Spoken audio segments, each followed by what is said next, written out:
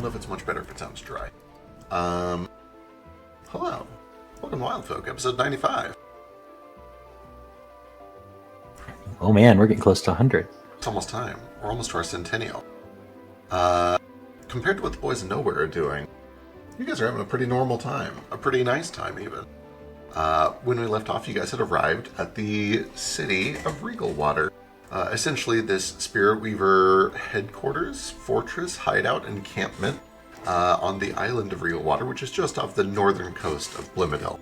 A place that survived the Golden Wars about 300 years ago and served as a last bastion, a defensive stronghold for the Spirit Weavers as they held off against Cyrillin, and eventually overcame their navy with the help of a giant water elemental controlled at a nearby lighthouse. It's also where modern-day Spirit Weavers, or at least the Blemish ones, one of the oldest roots of Spirit Weavers, gather and discuss their plans and essentially use it as a headquarters. Many Spirit Weavers, including some of the most powerful ones, have recently been succumbing to the maddening, this strange phenomenon where they slip into nightmare and simply never wake up, preceded by going insane, essentially. And in the wake of all of that, a lot of young and less experienced Spirit Weavers have been stepping up to fill those shoes. And Ruko has recently kind of dipped his toes into that scene a little bit. Most importantly, he did a mission over to the Aladalir Lighthouse where he discovered that there was a changeling serving as a mole within the Spirit Weavers who was feeding information to Cyrillin and who knows what else, and seemed to have some intel of her own that could be of use to you guys.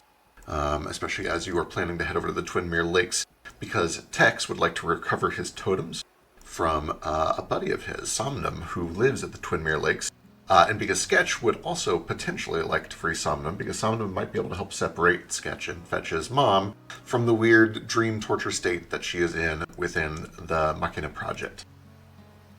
When you arrived, you brought with you Drajak, this giant dragonborn assassin who you learned is a devoted follower of Baelus, the god of Dominion, and sort of a contract assassin that has been used in secret by the Queen for many dark tasks over the years, including a failed assassination attempt on, well, partially failed assassination attempt, I should say, on many of the draconic rulers of Avarice. When you were done with that investigation, you guys all kind of went about your business and split up and had a nice time during this festival that's going on, a harvest festival, where a bunch of fruit drops, and people stay up late to collect it, get drunk, and make merry. Most of you kind of went off to do your own things during all of that, and unless anybody has anything else that they would like to add in for tonight, we will skip to overnight. I can't think of anything. Wonderful. A couple of you, Sketch and Tex most notably, do stay up pretty late, but unless I hear otherwise, we'll eventually fall asleep. And then it is time for me to run down the list and ask everybody for a will save. So let's start at the left side of the list, which is currently Tex. Tex, can I have a will save? How many do you need? Two? Probably just one, I think. And before I continue, there are 10 people in this campaign, and I lose track of a lot of your protection. Do you guys currently have any sort of protection from divination or oneiromancy? You know, I probably should have set that up after they started looking in our dreams and weird shit, but no, I don't think I do. I have a... Jokes, never mind, this is mind control. Yep, okay. Got anything, Tex?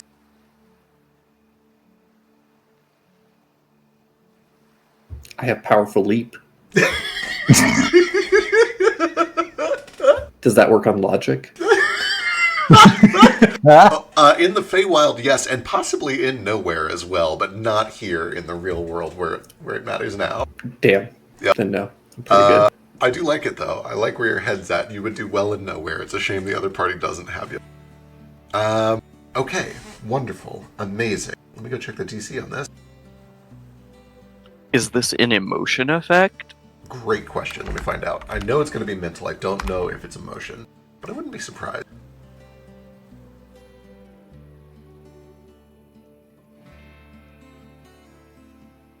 It is concentrate, manipulate, and mental. No emotion.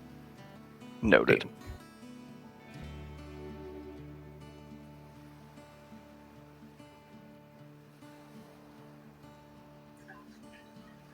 Can I use shameless request to go, please don't look at my brain tonight before I go to sleep?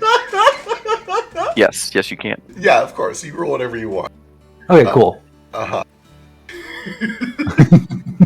Okay, so above the board, we all kind of understand what's happening here. It is no surprise that Cyrillin has been working with Somnum to do an Aniromancy and using that Aniromancy to spy on all of you.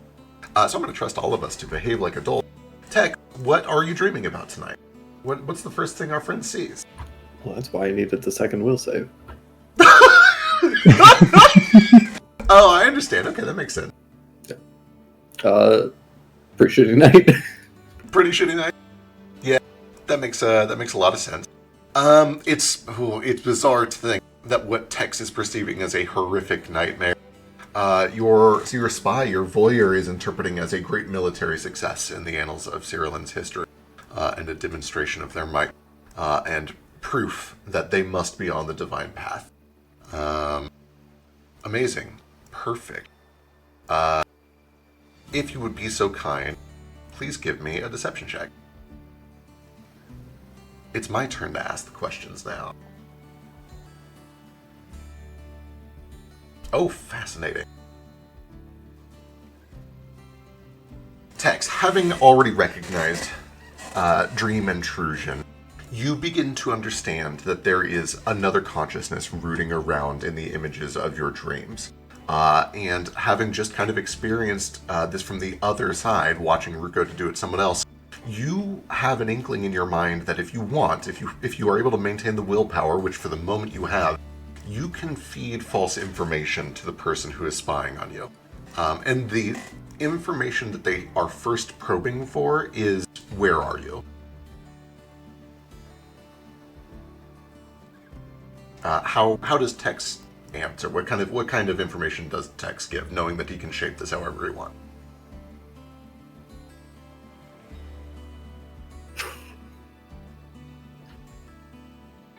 I need to make another roll. Yeah, let's see it.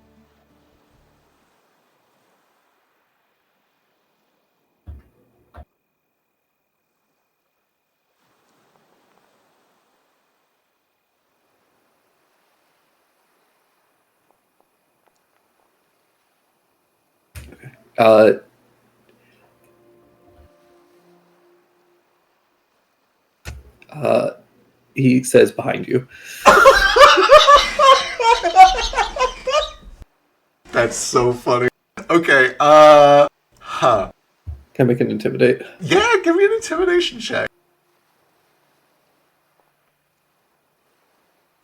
Yes. I'm losing my hero point immediately. Yeah, let's see it. Get the fuck out of here. Let's see, 10, 29 minus 12, 17. That's almost a crit. Do you have any way to bump that by 1? Let's see. Possible.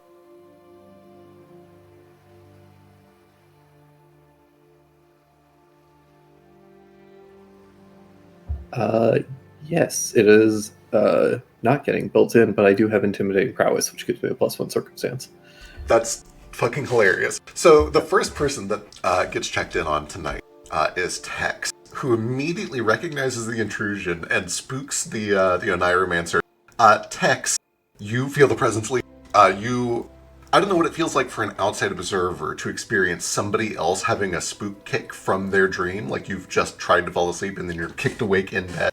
But we cut somewhere off to the distance where we see this Oniromancer finally slips into this trance and is immediately just kicked and wakes up in a cold sweat. Fuck me.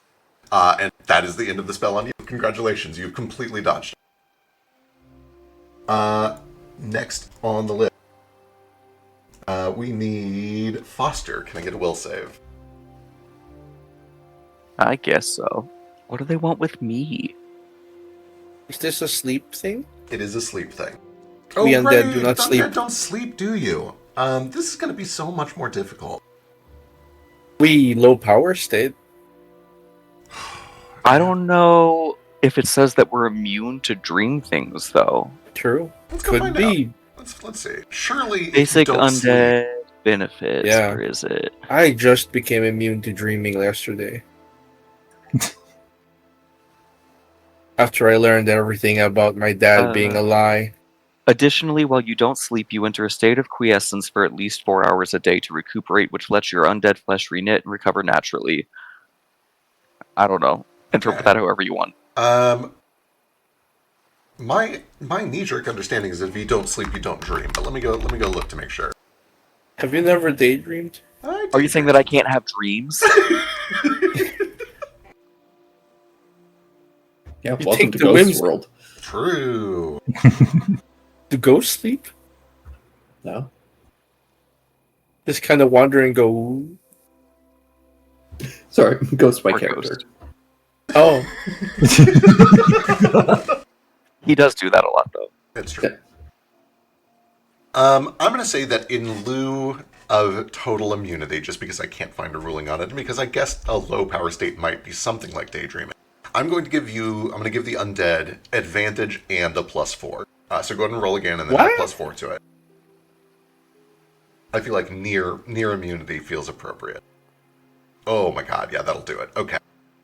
Foster, you do sense somebody is trying to intrude into your mind. As you start to just kind of lull off and rest for the night, you can feel that there was an intrusion that tried to happen, but they simply weren't able to latch onto your consciousness strongly enough to make any real progress. Intriguing. That will bring us to Sketch. Let me get a will save. Okay.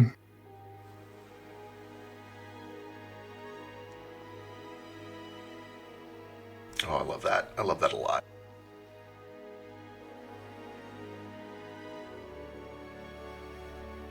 Okay, Sketch. As this surreptitious intruder finds its way into your dreams, what do they see? What's the first thing? What's naturally on Sketch's mind right now? Let me see. Ooh, okay.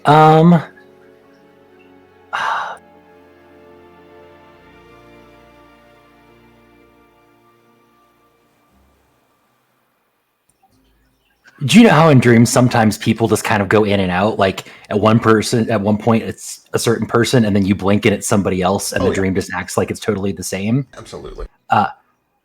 I think Sketch is probably having a I wouldn't say fun, because half the time it isn't fun.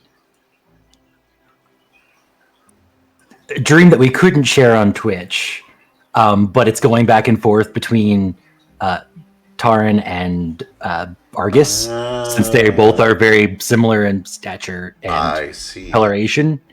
I see. Okay. Yeah, they can work with that. Give me a deception check. The first question is going to be, where are you?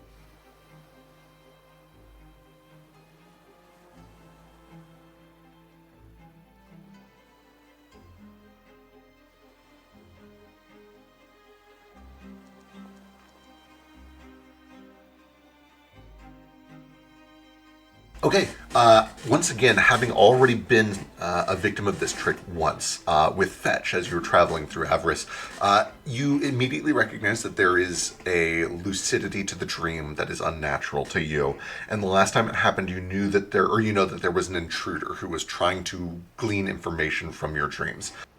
You don't see them, you don't feel them, it just stands out to you that your dream is unnatural right now, and that some presence is trying to use it to figure out where you are. What kind of information do you shape your dream to have in order to potentially throw them off of that trail? Okay, I think once he realizes there's someone in the dream, he immediately wants to try to shape in the outside to make it like they're back in Wex's ass. Okay. Amazing.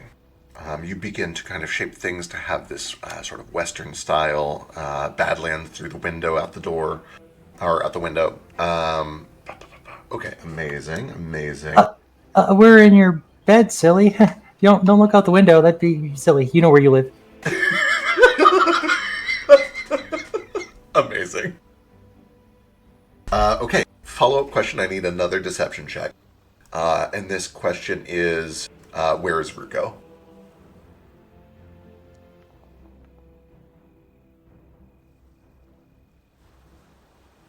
Oh boy, I guess I'll use a hero point. Okay.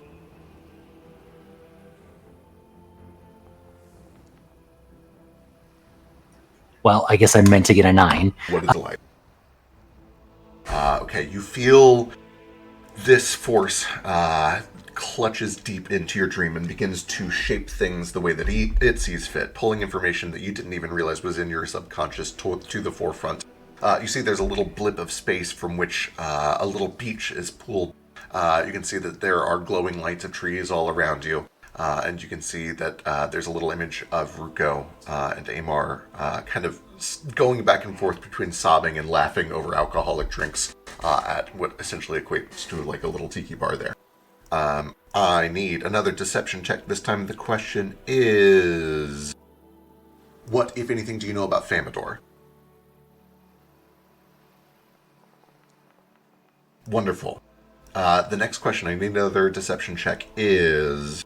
Pondering. What, if anything, do you know about Aradia? Oh, okay, that's a big one. You can feel that this consciousness is rooting around for answers to questions in your mind, and you can feel that it is looking for Aradia. It seems to have realized that something is wrong with Aradia and thinks you might be a part of it. You have an opportunity to feed information. What kind of information do you want to feed about what happened to Aradia or what you know about Aradia?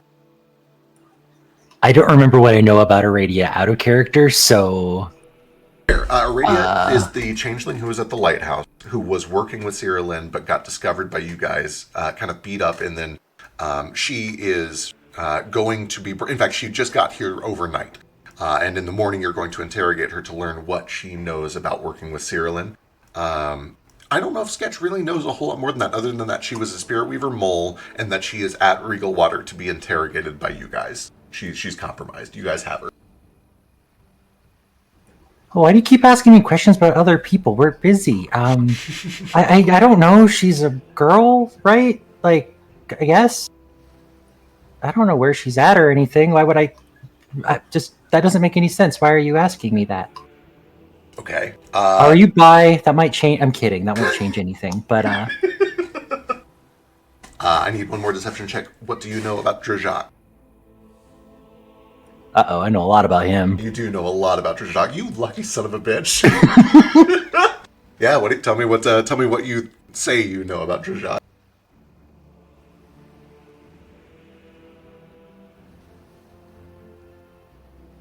Well,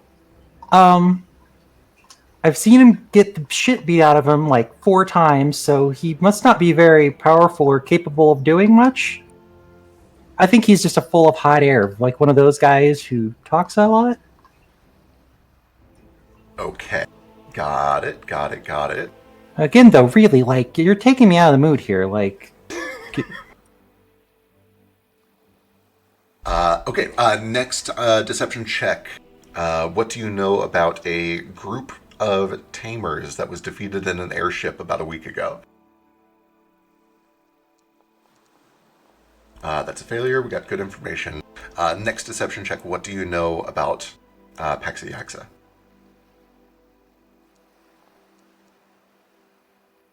Wonderful. Let me see. Is there anything else they want? How dare you target me with my bad charisma mod? I should have failed. I would have loved giving all this information away. Oh yeah, I was gonna say, it could have been a real problem. Pondering. Gotta go fast. One more deception check. What are your upcoming adventure plans? What are you doing next?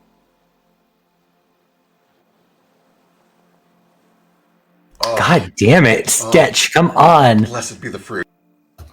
The weak link. Yeah, these fruit are not blessed. They're boozy and making me talk.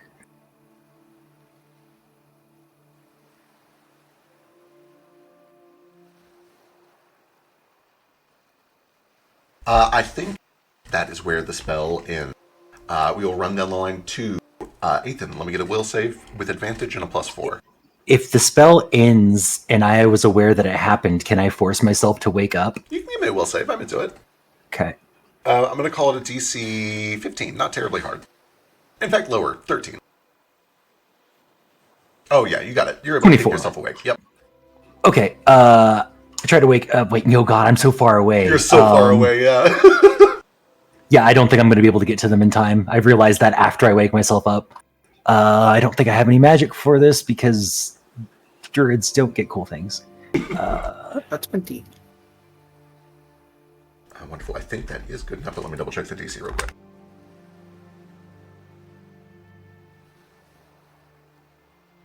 Oh, no, it's not.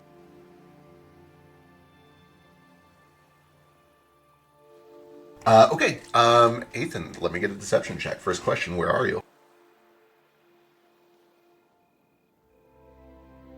Can I sprint towards where I know that Rico is staying at, or where we were supposed to meet up at? Absolutely. Okay. You begin sprinting.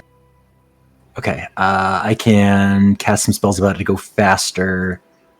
I'll do Stormwind Flight, the focus spell I never use because I just never end up using it. So I have fly speed. Do I have haste? I think I have haste. I have haste, so I'll give myself haste as well, so I get there faster. Okay, amazing. We will have to kind of wait for Jaeger to figure out where Rico stayed for the night, but once that happens, we'll use that to determine if you get there in time and how quickly. Okay. Ethan, because dreams to you are such a shallow thing and such a conscious thing, it's more of a daydream than a real dream. You can feel that there's a faint connection between your undead mind and the dimension of dreams. You can feel that there are light little tendrils of energy that are connecting your consciousness to something beyond. And you can feel that there is something waiting on the other side of that veil that is trying to fish for questions. And the first question on its mind is, where are you? You have the choice to offer the truth or to feed it false information. What do you say? I'm going to kill you.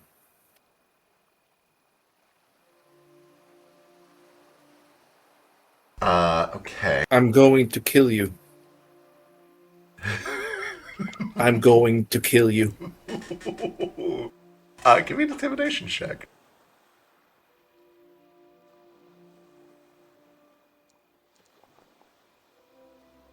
There's no response from the other side, but you can sense in the lack of a response that perhaps whatever this force is, it kind of expected that answer, and it doesn't. That's kind of what it thought you were going to do. It doesn't seem disturbed by that. It seems to be preparing for it. And I need another deception check. The next question is, where is Rugo?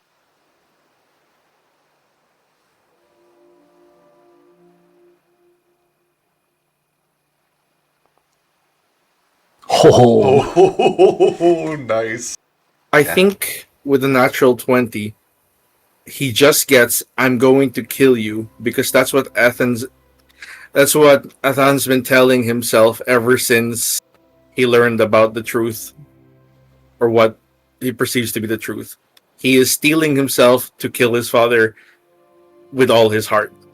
I'll buy it. On a natural 20, you don't even acknowledge the question or feed false information. It is just this overwhelming message of vengeance and of hate.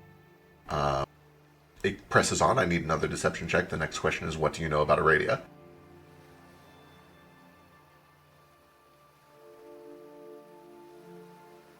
Oh no. Fruit. 0 point. Okay.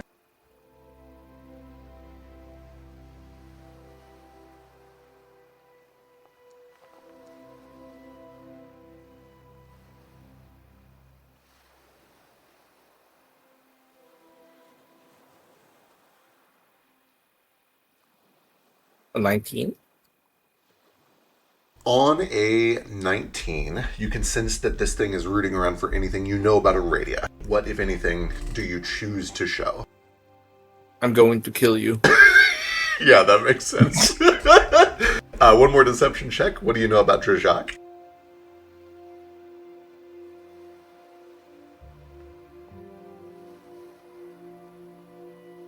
Perfect. One more deception check. What do you know about the airship crew that was destroyed in Blimadilla about a week ago? I killed you. Perfect. Yeah, it's fitting. One more. What do you know about Paxiaxa? What is Paxiaxa? I'm gonna roll though. That is the coastal town with the alligator kid just a couple sessions ago. Yeah, you can feed I'm false going to information kill on- you. You're okay, got it. And one more, what are your upcoming plans?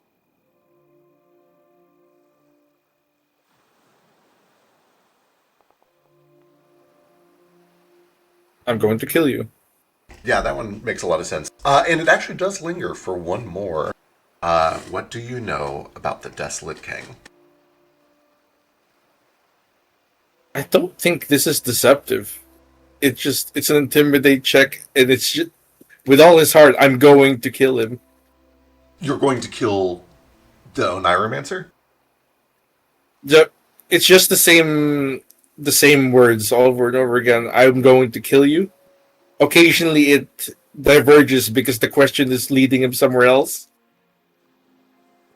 But this lack of sleep, this is more like meditation. It's just to keep myself alive because I don't know what's tethering me to this world. It's I have to kill you.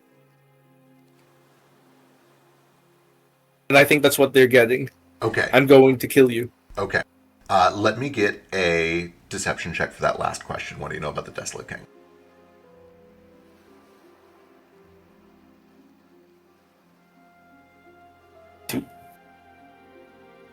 I think this comes out a bit too easy. Okay. Check it.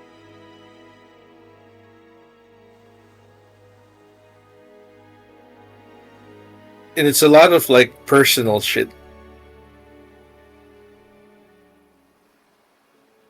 I think that as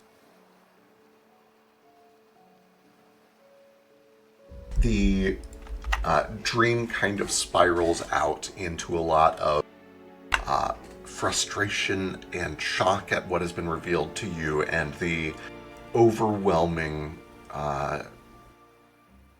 anger, bitterness, sadness, fear, desire for revenge, as your dream spirals, as your daydream spirals out of control, you feel the presence lift away, seemingly no longer to pry any further or satisfied with what it has found. One of the two. When Rico gets here, we will jump to him, but in the meantime, we pull to morning. Or actually, I suppose, for the sake of convenience, on your way to, or sketch, would you beeline past somebody who's closer to you to get to Ruko first? Yeah, because they specifically asked about Ruko. Okay, understood. That being the case, we'll play that out as soon as he gets here. In the meantime, we will cut to morning, where you guys have all reconvened. And I know that we'll have to do a little backtracking to sort things out. Yeah. But eventually, morning comes. You can see that the lingering smell of fruit still fills the air. The morning after a big festivity kind of leaves a mark on the city. People are still happy, they're still smiling, but there's the, oh, we gotta wake up and go to work vibe that is now kind of draped over the city like a blanket. We all hate that. Everybody hates that. True. Terrible feeling. Hate that a lot. Switch to daytime. Here we go. Regal water.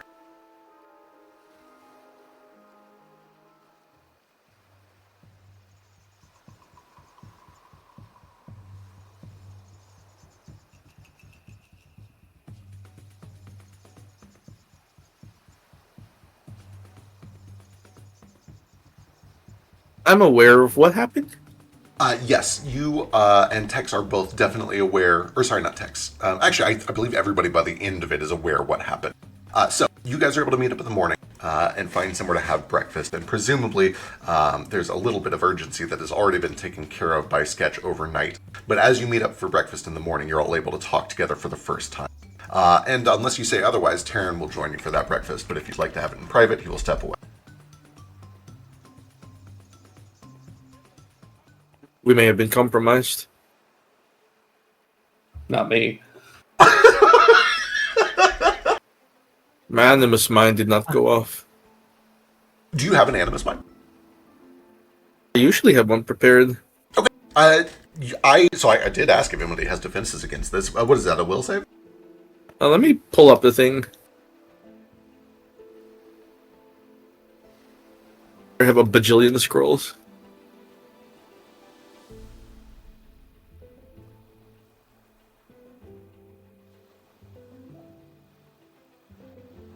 Okay, so you're casting that from a scroll?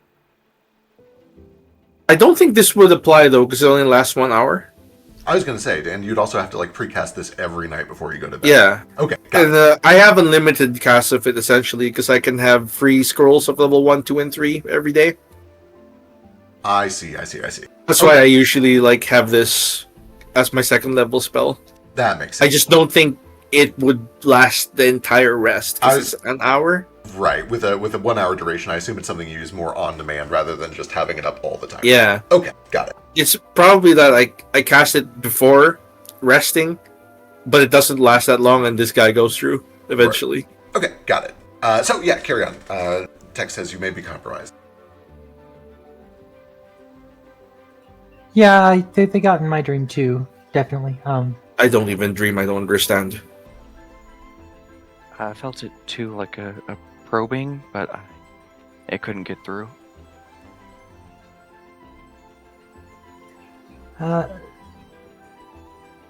It's kind of personal them going in dreams, so be glad that they didn't. Ugh.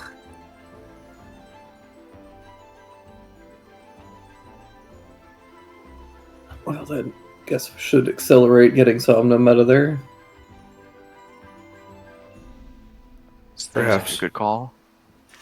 Yeah, if they know, then definitely should move all we can.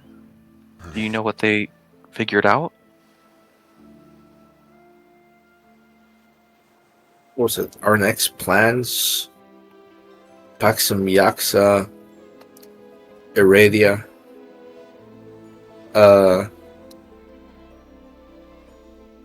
What was his name again? Drajak? Drajak, yeah. Yeah. I don't remember which ones of those I failed. But these are the questions they asked. Where's Ruko? It's one of them. So, basically, everything that we learned yesterday, they know. I know time's like wibbly wobbly right now. Is Ruko here with us? Will that change potentially when he actually shows up? Unless something extremely weird happens, he will be here as well. Okay. Taryn does chime in. We won't keep you here any longer than is necessary. Our radio got in this morning. We can go interrogate her as soon as you are all ready, or if you don't even want to be a part of it, that's fine. We can prepare a ship for you as soon as you say the word. Preparing a ship may be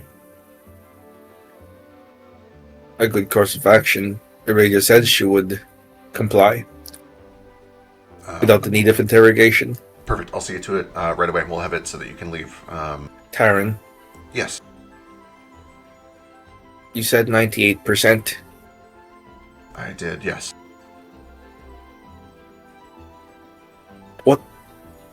What divination spells did you use? You'd have to ask one of our diviners, and most of them are mad at this point. But it's a mix of... there's one where they look into a pool of water, and they see an event that happened in the past. There's one where they just ask about a historical event, and they get an answer from the heavens, I think. The stars tell them, perhaps. Mostly legend lore. Things along the lines of legend lore. Legend lore. I'm not quite familiar with that one. Oh, it's Yep, legally that's- distinct now. It's collective memories. It is what history remembers. It is the collective memory of all beings. Oh, that's quite a big thing. Yeah, it's a little tricky. The idea essentially is that the more you already know about a subject, the deeper it digs. And for topics that not many people know about, it seeks out information from the people who do know about it. So for a secret operation like this, it would really just be fishing information from the collective memories of anybody who actually knew about the secret. And this secret could be falsified. Theoretically, because it's pulling all of this divination from memories, much like a Speak with Dead spell, if somebody was to falsify their memories, it would falsify the results of the divination. You'd have to poison... how do I put this? If it's a topic that a lot of people know about, putting a drop of poison into the ocean will not poison every fish that drinks from it. But if it's something that only 3 or 4 minds know about, then if all 4 of those minds are poisoned, then all divination that draws from their minds would be poisoned.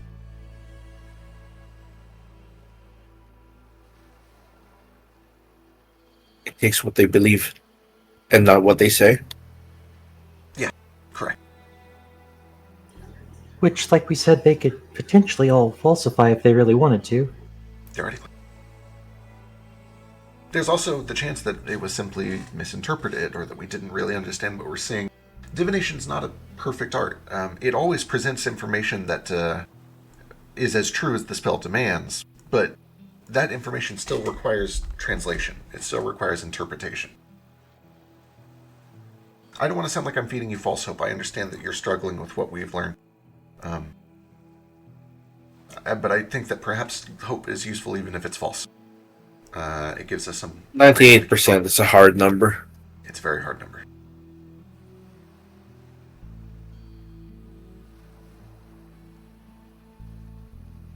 I'm not familiar with that phrase. What does hard number mean?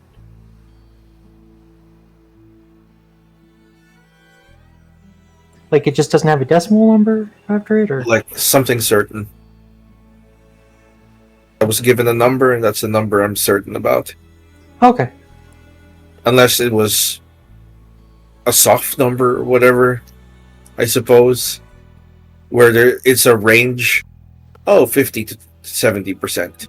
Oh, okay, got it. But before your mind spirals too hard, I also really have to stress 98% is kind of a number I pulled out of my hat. It's not like we have a... How could you do this to me? What I mean by 98% is that we're pretty certain, but there's a chance that we've done something wrong. If you had just said 100%, I would have at least doubted. Well, 98% indicates that we have room for doubt, too. It sounds like we have a Ruko. Do we have a Ruko? Okay, amazing. Hello. Let's go ahead and get the timeline caught up, so let's jump back. Ruko, first question. Where do you sleep for the night?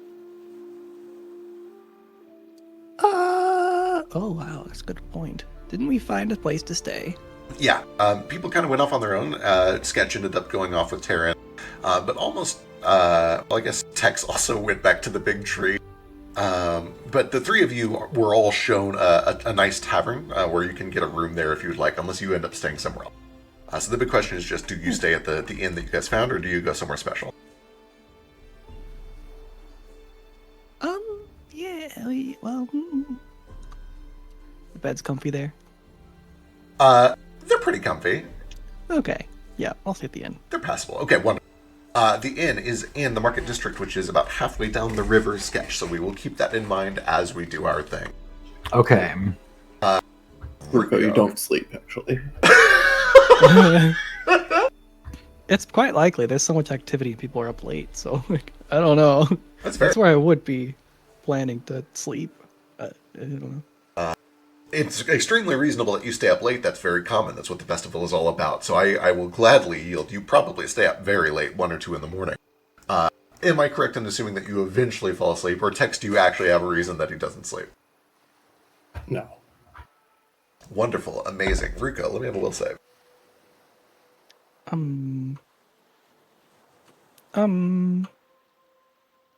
Okay, let me see. Oh no, I don't have the game up. Help! Okay. Sorry, I just hopped right in. I was going to say, I assume you just got home from work. You're good. If it's bad, it's because you rolled it. It is good. Just kidding. If it was good, that's what I meant. I'm still on self-roll, and this time it's actually working. Okay, then... Sketch. You frantically, using this newfound magic, fly your way down the river, skimming across the surface of the water, causing it to kick up behind you in sort of a mist. and make your way to the tavern and frantically dig through these hallways trying to find Ruko's room. And you bang on the door. Ruko, as you hear a banging on the door from your bedroom, you realize that somebody was trying to pry into your mind through your dreams, and you've been woken before it became a problem. Ugh. Oh, okay. You're awake. Oh, hi. What? What? They got to me first, but I don't know why I'm worn out. I was using magic. I should actually be fine, actually. I just realized that I wasn't. Yeah. It's an exhausting process. They were asking questions about, I already forgot her name again. I'm so sorry. I wasn't there when we found her, so her name is never going to stick. Aradia. Aradia. I had it right in my head, but I'm like, no, that's not right. Okay. Aradia. I feel a few things. I'm sure he's asking the others too, but I wanted to wake you up first. Also, that's not a fake voice that I put on. I would not do that.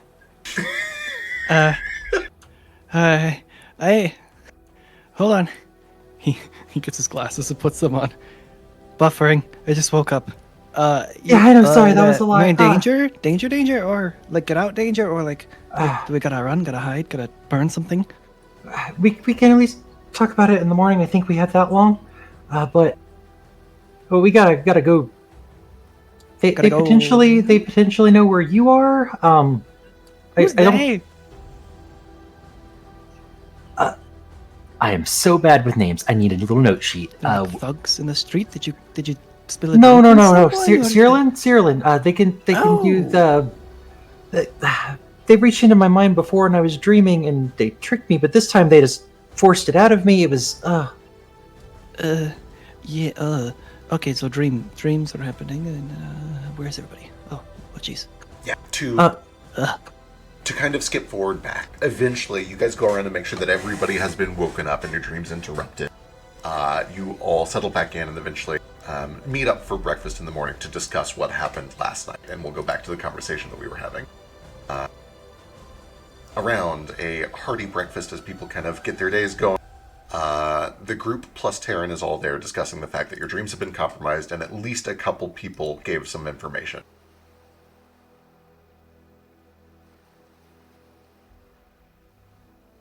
Taryn has already said that he is going to begin preparing a boat so that you guys can leave very quickly.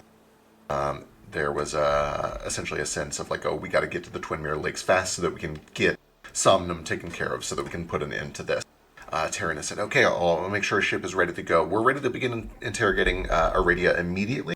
If you guys would like to stay for that, we could certainly use your help, but we don't need you if you don't want to. It sounds like she's going to be compliant. So it's up to you if you want to come ask some questions of Aradia with us or if you want to leave right away.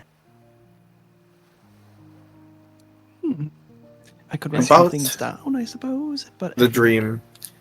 Did they manage to get our location? Did I fail that? I can't remember. Nobody. You guys put your all heads together. Nobody answered the question, "Where are you?" Nobody had that information taken. You were all able to resist that question.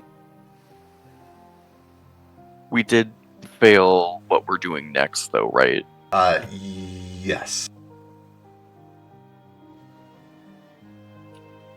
I mean, it seems like they know we're coming for Somnum anyway.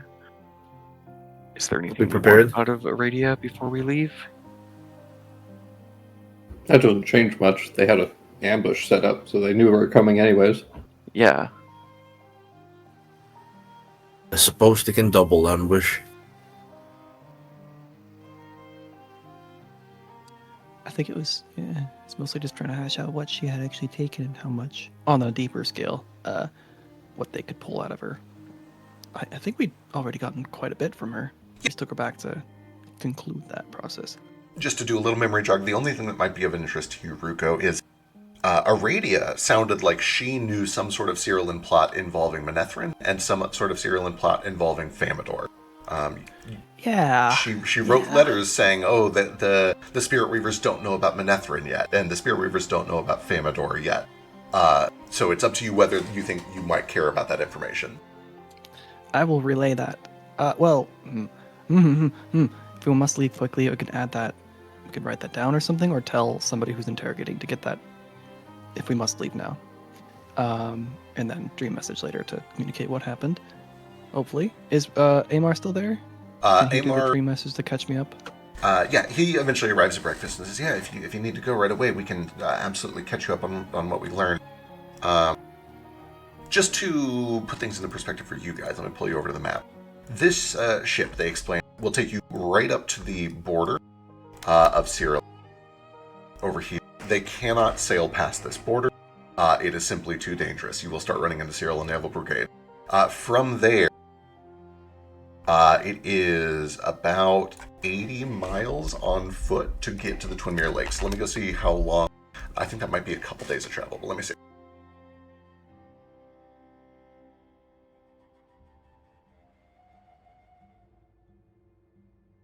So yeah, it's going to be about 2 days of travel on foot, plus another 1 day of travel by boat. So no matter what time you leave today, you're going to be spending about 3 days traveling to get to the Twin Mirror Lakes. It's up to you if you think that saving 45 minutes to an hour of interrogation is worth it.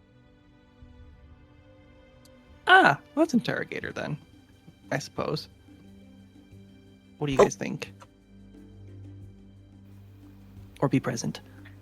This might be kind of backwards thinking, but I'm just going to throw it out there. Didn't they ask what we knew about Menethril and Famador?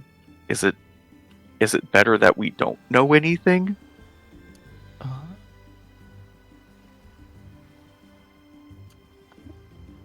You know, I don't really see how it could be better, but just, I'm just spitballing here. maybe I could. I could tell them to ask the questions, and if it's going to be important for our journey to the Mirror Lakes, then tell us. If not, tell me later. Or perhaps our friends in Famador. Timelines, that kind of thing. Amar says, yeah, that's actually a pretty smart idea. Typically, we try to treat sensitive information on a need-to-know basis. If you're a vulnerability, then not knowing might be safer.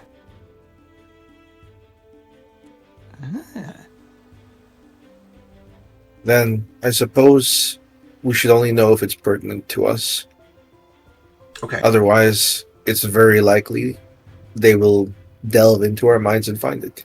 Okay. That's a good idea. We will only tell you things that are pertinent to your mission at the Twin Mirror Lake. If we learn anything about Somnum, I'll forward it to you. Otherwise, I'll wait to hear back from you, and only once I know that the problem is dealt with will I send you any information. All right. Clever. Good, Foster. Maybe we have explosives. It's at that point that a small cat walks in the door and says, "I thought you would never ask!" Lifts a crate that is far too big for him to be carrying, and it slams down on the table. Take your pick. I got... And he lists off like 18 different types of firework names that I'm not nearly clever enough to come up with on the spot. And just starts like hucking explosives out for all of you guys. Oh my god. I thought his name was Fireworks or Firework Explosives for a second. It might as well be. Yeah. No, you guys... this tiny little, short, maybe 3 foot tall sand cat folk. Big goggles on his head. His whiskers are permanently curled and twisted and jagged, like they've been exposed to heat far too many times in their life.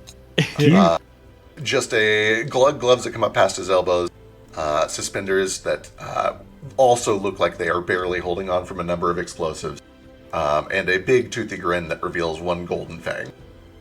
Boy smells like a matchstick. It's wonderful. Sure does. And let me go look. Let me see what kind of explosives he's got for it. Surely there Is are. the Zep store open? Yeah, this is Zap. Ruko loses it. He's excited. Like, Who's Zap! that? Oh my god, it's been forever! He goes up, he just like straight up picks him up and like hugs and spins him. Oh yeah. And then puts him down and like flinches like he's gonna get smacked or something. He kind of punches you on the thigh, playfully. Ow. Hey, haven't seen you forever. What have you been up to? Oh my, there's so much. But the explosion in the bay, oh, that was glorious. You like You've that? You like improved that? so much. Yeah, there was waves on the shore. I really just wanted to see if it would work. And boy, did it. The whole place essentially smelled like aerosolized citrus juice for, I mean, I think I can still sell it, or still smell it, actually. You could still see. That's the impressive bit. Did you perfect those lenses, the ones that are dark? You Nothing can't is, see until it explodes. nothing's ever perfect, but they are better than the last time you saw them. Ah, excellent. Oh, guys, he's a friend. Hi. He's got goods. I'm Zephyr. Good to meet all of you. He goes from person to person, just shaking your Yeah. hand. Everyone calls him Zep. There are about 20 different explosives in this crate that he hands over to you guys, all of which essentially equate to greater junk bombs, which I will throw in party loot. Let's see. Wildfolk. NPCs, loot, party loot.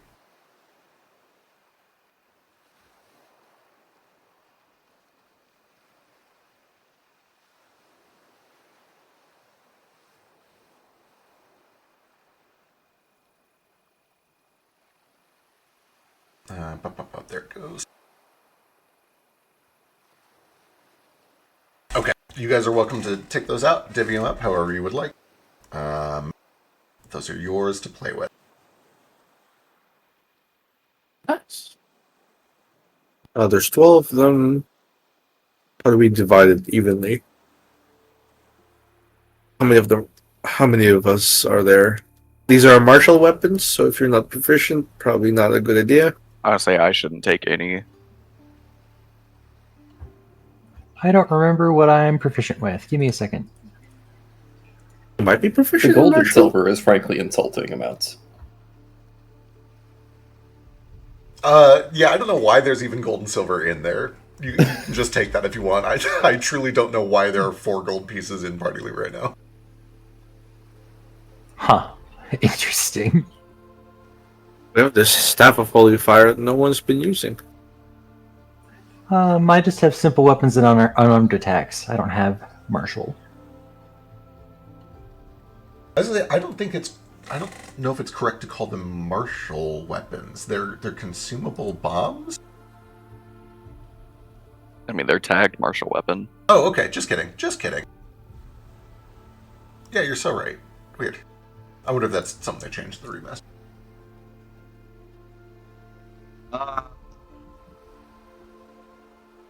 Are you wearing any armor right now, Foster? Yes. I know I am. What am I wearing? I'm wearing explorer's clothing. Okay, because I think Jet's golden garb would be an upgrade to that. Oh, I gotta double check. You might have sold that. I need to go through here and. Why take all are the these things. here? I'm so sorry. Jet's Golden Garb is one of the things that the Luteon group got, and if I remember correctly, they ended up selling almost all of it. We were the Luteon group, weren't we? I think you were, and Foster was, right? Because you had the Skelly Boys. Mm-hmm. I'll go double check.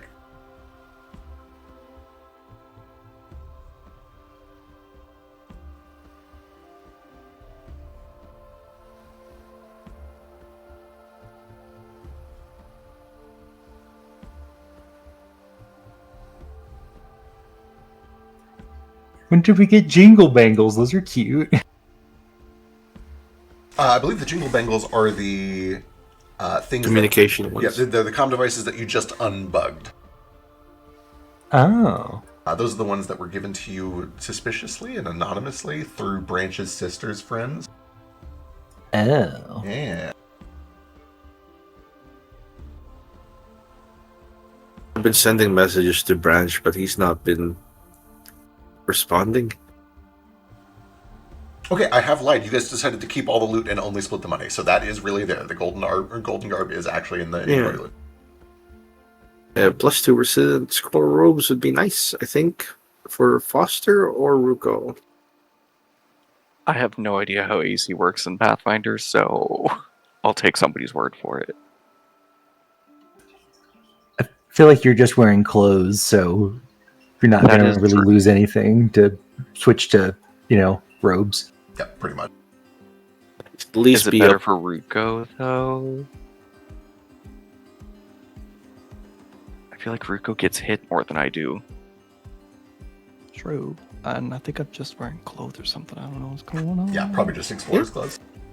Thing you can do is drag it onto your inventory and click wears armor and see if your AC changes. Mhm. How does spellworks work? There's so many cool spells.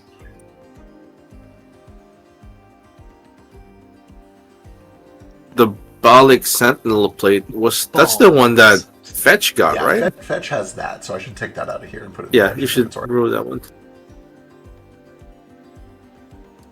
So I'm looking for. Probably in a bag of holding. That's gonna be bulky. It's only bulk one actually. It's not so bad. Whoa. Everything's refreshing. What's happening? You're refreshing.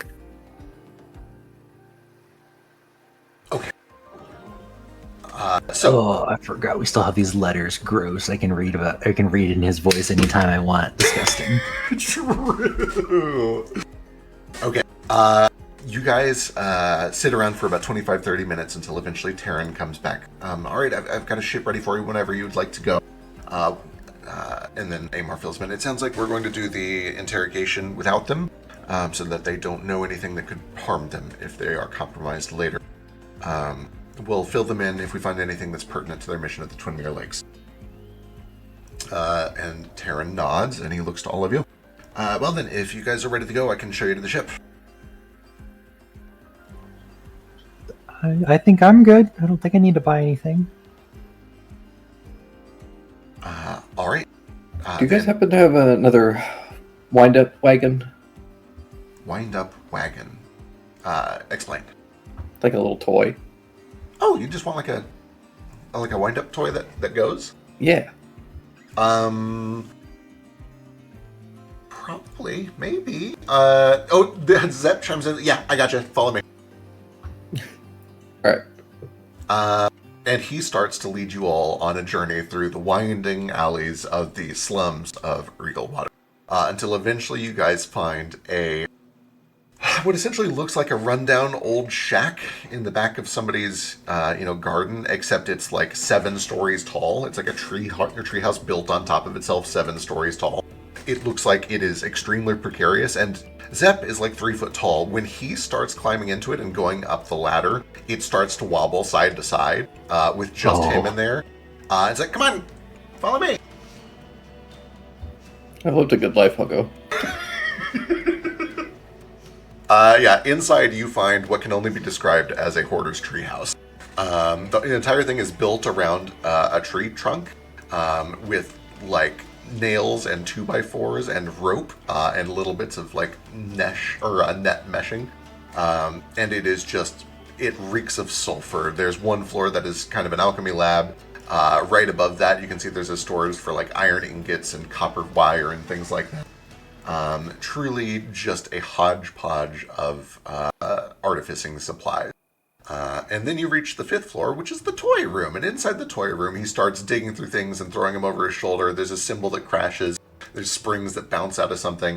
And eventually he finds a little wagon about the size of like 4 Kleenex boxes stacked side by side in a rectangle.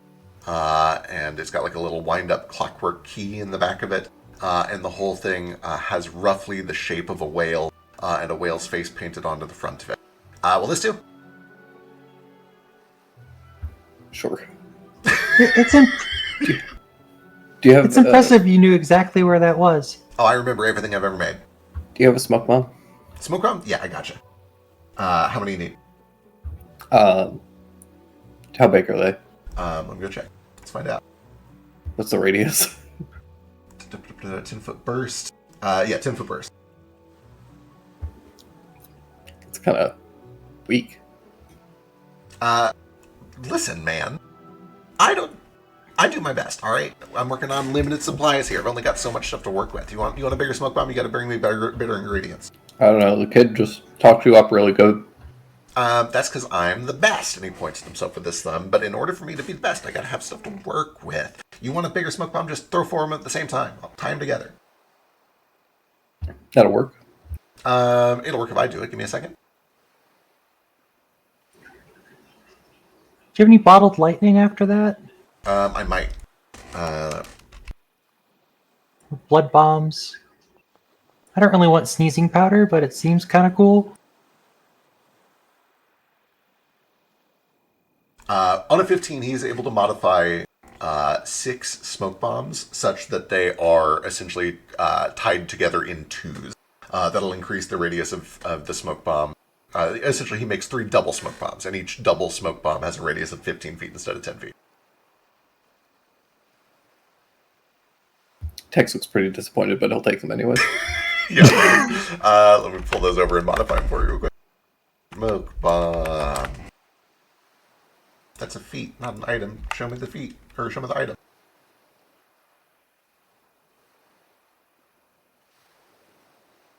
Oh, I understand. It's an alchemist thing. That's dumb. Well, don't you worry. I gotcha. I'll make a note and I'll get a token for it later.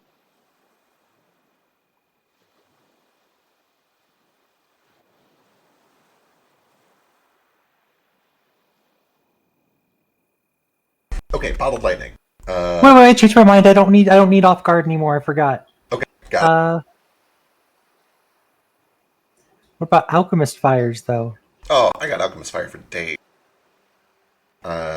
Let's see. How big you got? Yeah, pretty big. Okay. Checking the ranks, checking the Like levels. lesser or moderately big? Oh, please get out of here with Greater? that pedestrian shit. Yeah, dude, I got greater. Oh yeah. He looks to Ruko, and eyeing Ruko says, "These are you trust these people?" What does that mean? Well, yeah, it'll be glorious. I trust him enough. Oh, okay. Okay, he starts just grabbing bottles of alchemist fire, stuffing them in a crate, and then hands over the. Here's a loot box. You're welcome to drag that into your inventory, and inside you do find 2 greater alchemist fire and a bunch of smaller ones. Oh my gosh, yes. I need to go buy Actually- a bag of holding. I have no muscles, and I want fire bombs. Oh my god, yeah, you gotta get one. I can't imagine trying to do my job without it. Yeah, I just, I thought my pockets could hold a lot, I guess. Well, I do love a good pocket, but there's no better pocket than a pocket plane. Anyway, I was instructed to give you guys, a decent amount. I get a little more if you need help. What you need? Wouldn't happen to have an adamantine weapon laying around. It doesn't have to be magic. What a good question. Give me a luck check. A D20 or D100? Either one's fine.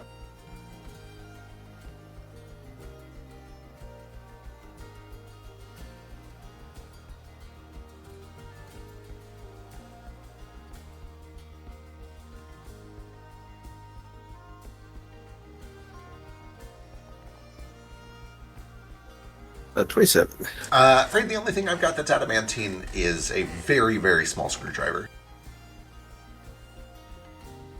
Is that a weapon? In the right hands, I guess it could be. You gonna return it? Probably not. You should keep it. I'll keep it. What else can I do for you?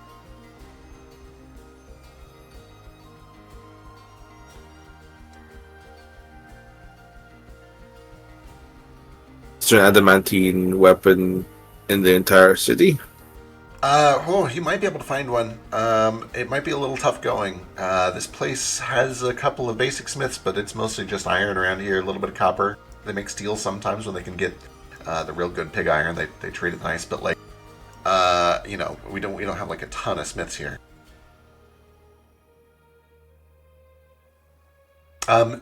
If you want, though, I can point you in the right direction. I'll take you to the smiths I know, and we can find out. And if you're willing to spend a little bit of time with them doing all that, you can go search town for about an hour and see if they've got any. Roll another D100, see what happens. Yeah. If you're taking an hour to go search, give me a D100.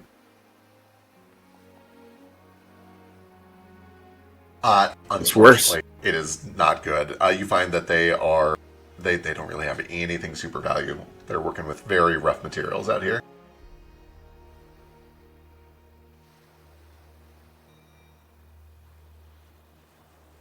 That's to be expected. You're working what you have. That's what I'm saying. That's why my smoke bombs are not so great. We're doing what we can with what we got. Well, if you make a list, maybe we'll see if we can pick you up some supplies. I would appreciate that tremendously. And he pulls out a piece of paper that's folded up in his breast pocket. He slaps it down on the table and unfurls it. And then he pulls out this strange device that kind of looks like essentially just like a dowel rod. Although you can see that there are little runes and sigils carved along the side of it. He runs the dowel rod along the length of the paper, and then he pulls downward, like pulling something out of a straw. And you can see that it has made an exact copy of that piece of paper. He hands it over to you, and it is essentially a shopping list. He's just and he gonna folds fold it it. back up and tucks it into his pocket. He keeps the list with him for when they go somewhere where there's a bunch of materials that they can buy. Wonderful. Shipping it back to him is a different story. True, yeah, that's the hard part. I go into town all the time and I can get stuff there, but trying to get it across the sea, ugh, little tricky. It would be really nice if we could get teleportation up and running, but man, it seems like a lot of those plans are probably no good now. Hold on. We need to factor teleportation into the plans. Yeah. You're telling me that. It sounds like they just got it back up in Limidil, and it was looking kind of hopeful. I thought maybe that was going to be the first step to getting something in Regal Water, but then, the war, and they're wanting to shut it back down again. And frankly, I can't blame them. I don't want to have a back door in the middle of the capital city in the middle of a war. It seems unwise.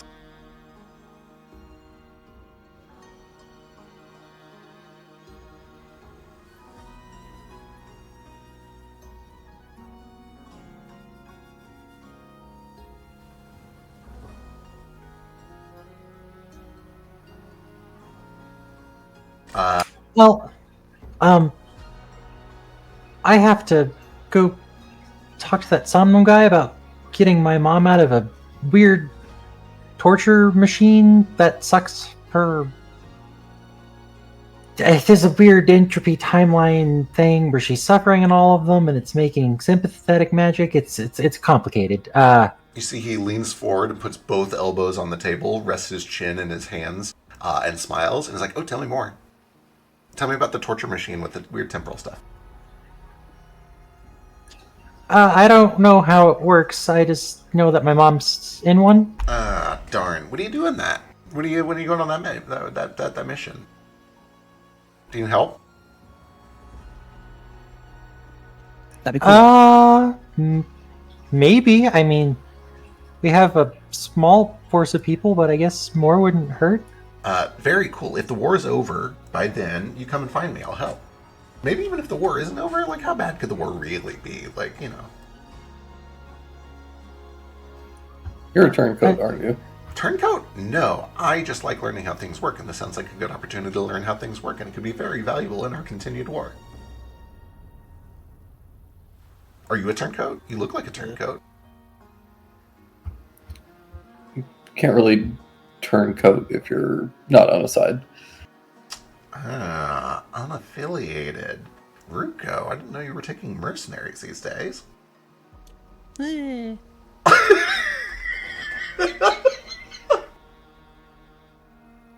It's okay. He's got a weird sort of poly thing with his allegiances. Ah, I see. I got it. Are you part of the weird poly thing? No, wait, what? I'm confused. I am too. Let's move on, shall we? It sounds like your ship is ready. So unless you need anything else from me, I'm gonna go hit up that interrogation because, frankly, if they got something going on in Famador, I'd like to know. That's where I get a lot of my supplies.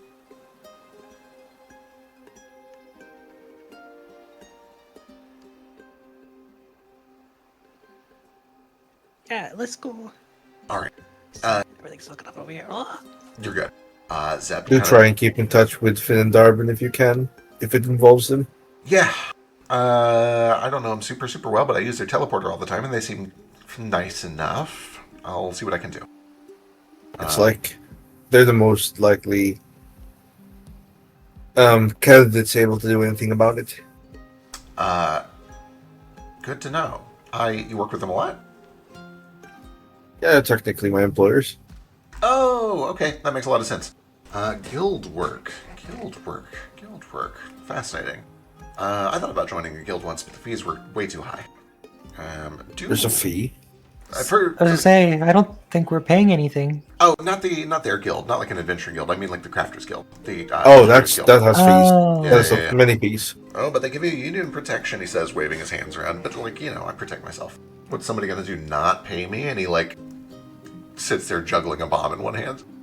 Well, you're not missing any fingers, so I suppose you do well for yourself. I do great for myself.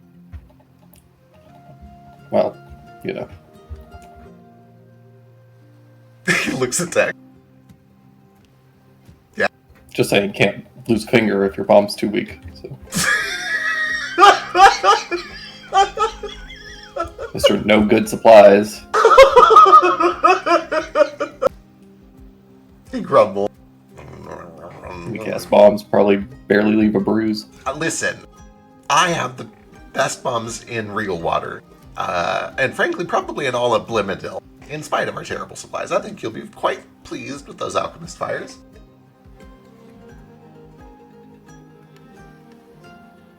Bog bomber. Think of something to do with these junk bombs. I'm really excited to use these, by the way. The alchemist fires. Oh, they're going to be great. Those are old, reliable, really good for arson. Oh, I've done some of that. We did rainbow arson. Perfect. Rainbow arson. What is rainbow arson? I forget how we did it. I think there was stuff that you sprinkle in the fire to make it rainbow colored. Some sort of chemical. Yeah, phosphate will do that. You can use aluminum. We'll turn it, I believe, green, if I remember correctly. Yeah, like fireworks. Copper. Copper turns Yeah, like that. copper shaving. Cool. I love colored fire. Colored fire is like my favorite kind of fire. Okay, I really gotta Souls go. make it blue. Ooh, blue fire's fancy. He starts to walk out. He kind of gets everybody out of the treehouse. It continues to wobble as you guys all make your way out. And before he parts ways, he goes back over to Ruko. And he looks up, says, "Hey, be safe out there, okay? I heard that you've been doing a lot of big jobs lately. I really wish I could be a part of it. I didn't want to miss all this. But there's been a lot going on, and they need me doing a lot of odd jobs. So, I just need you to promise that you're not going to do anything stupid, okay?" Yeah, Ruko looks a little zazzled too. Like this thing's happening so fast. Yeah, I really. Oh, I wish we could have had this adventure together. There's so many things I reflectively wanted to share to you, but yes, we have to do our own things for now. And I, like usual, hope you don't do anything too stupid. Wait, well- I hope you do stupid things smartly. As There usual. you go. Exactly. It's not about doing smart or stupid things. It's about doing them well. That's all that matters. Whatever you do, do it well. Yeah. Do the stupidest thing, but do it like clever. Absolutely.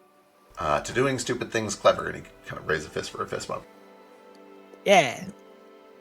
Okay, get. Man, I miss you. I missed okay. you too. He runs back over and gives you a hug. Oh, okay. For real. You're so dead when I get back. Okay, got it. I'll be alive so you Yeah. can kill me. Excellent. And he trots off. Thank you for your time. Ruko just pouts, and he goes catch up. Aww.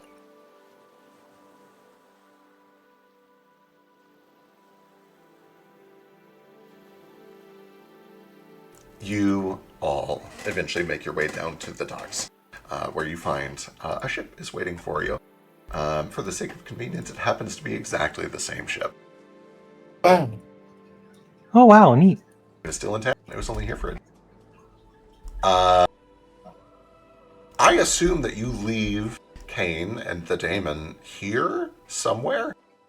Well, yeah, I suppose if they're okay here, it seems like they're treated well. Yeah, you find that, especially with the Spirit Weavers kind of helping, they find a little shack near the canals a little ways out of town that is unoccupied where he can stay. And his neighbors kind of treat the Daemon with respect. They immediately go over to ingratiate themselves to it. They learn a little bit about it. They give a lot of distance to it. And you don't know if it'll be a good permanent place for him, but at least for a while it seems like a much better location than staying in Paxiaxa. Looks like a grape with all those bruises. Did his dreams get spied on? You ask him about it. Yeah? Yeah, for sure. Hey, weird question. Did you have any like funny dreams or anything last night? Nothing out of the ordinary, no. Oh, that's good. Why? Should I? No. We somebody was visiting us in our dreams last night. I was just curious. Oh. No, I think I slept pretty good. The people here are nice. The bed's a lot better than the floor of the windmill. And in fact, I think it's actually a little better than my old bed too. But I guess I can. If I have a dream, should I do something?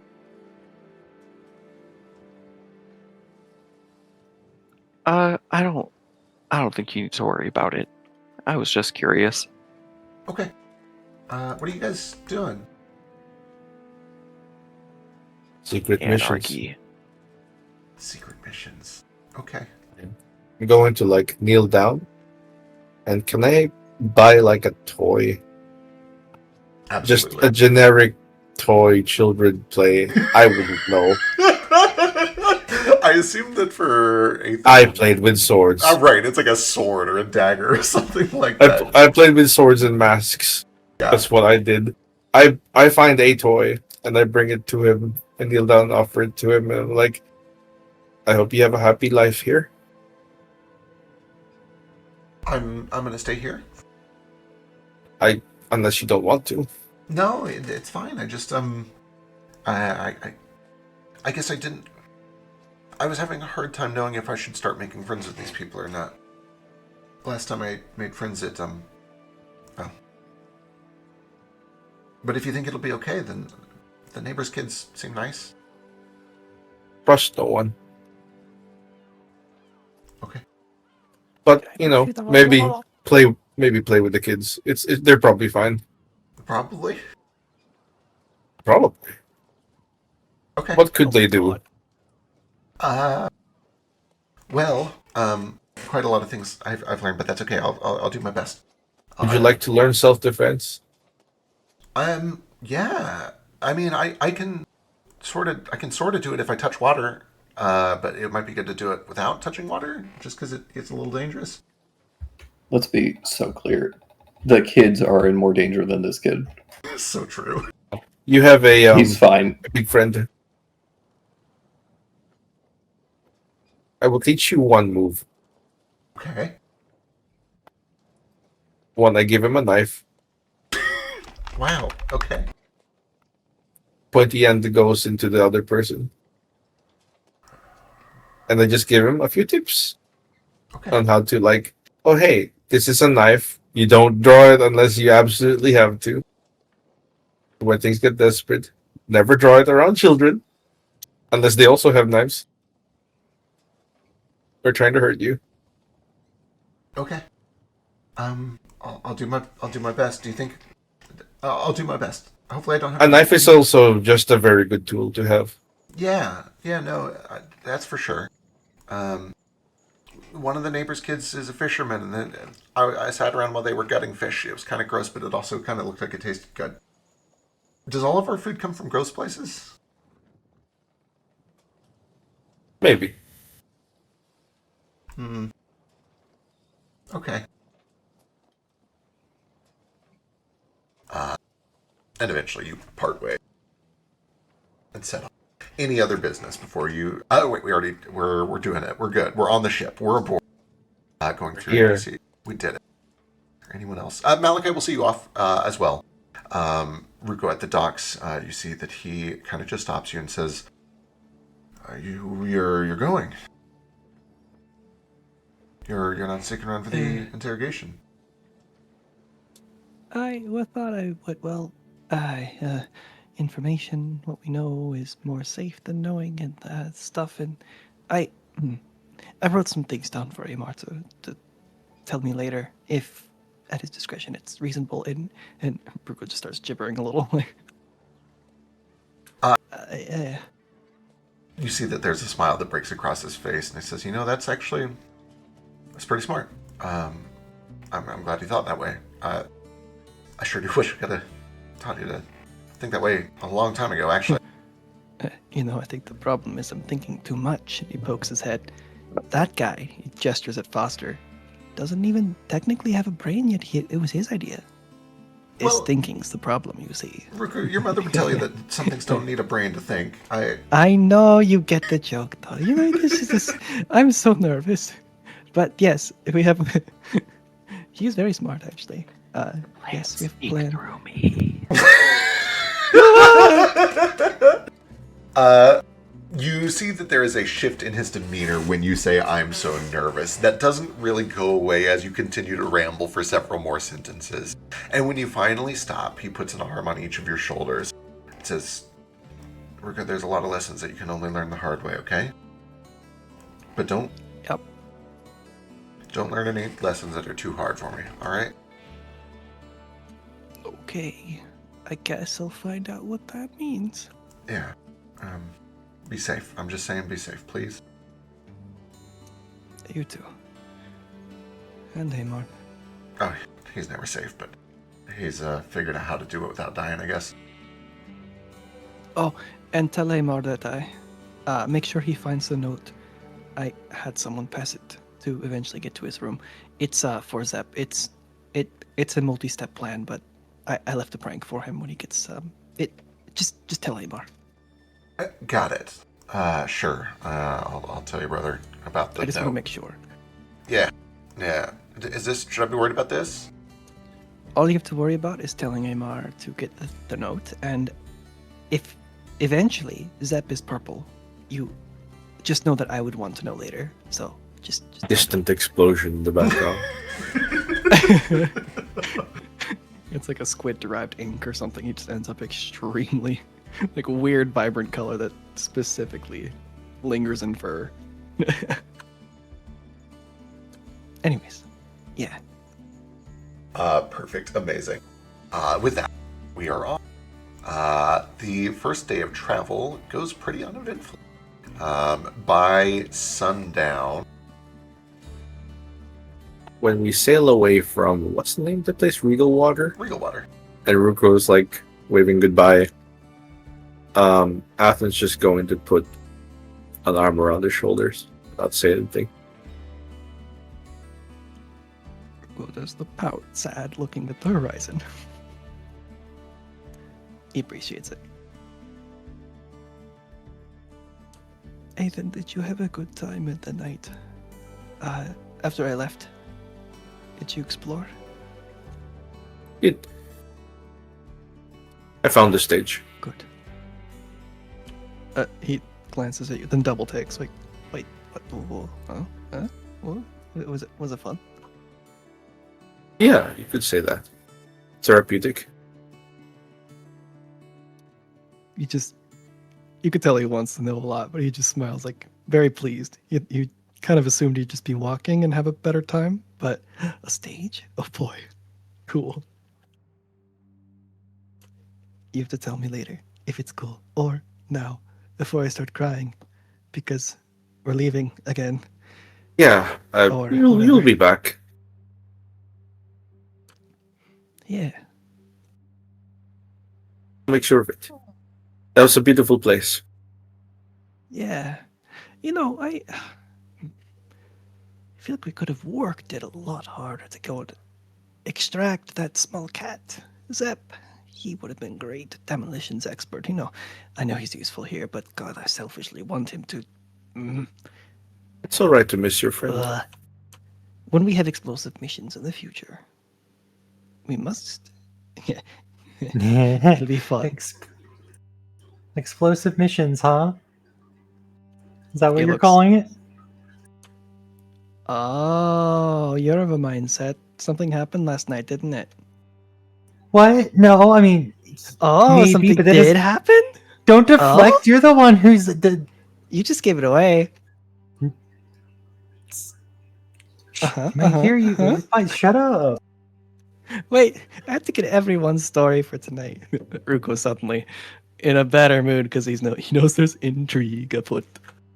I don't always kiss and tell, so if I don't have, Well,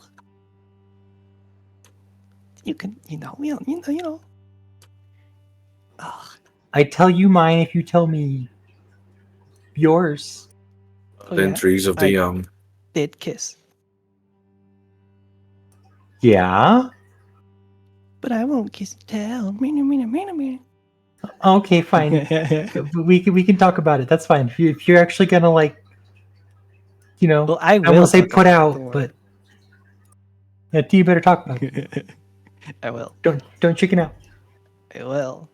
Okay. But maybe later. Ruko goes back to being overstimulated and looking at the horizon for a sec.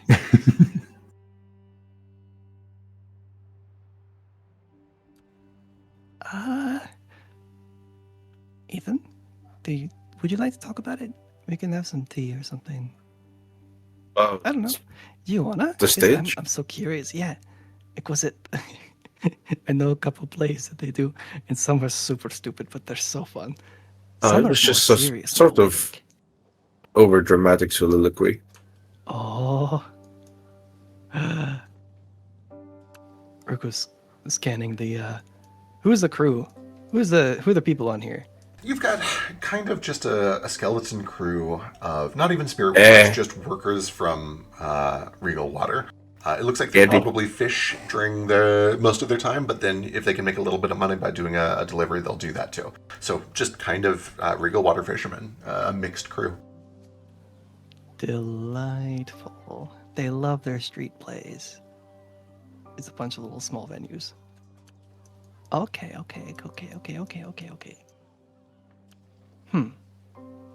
Hey, Ethan, do you think maybe since we've got a long journey.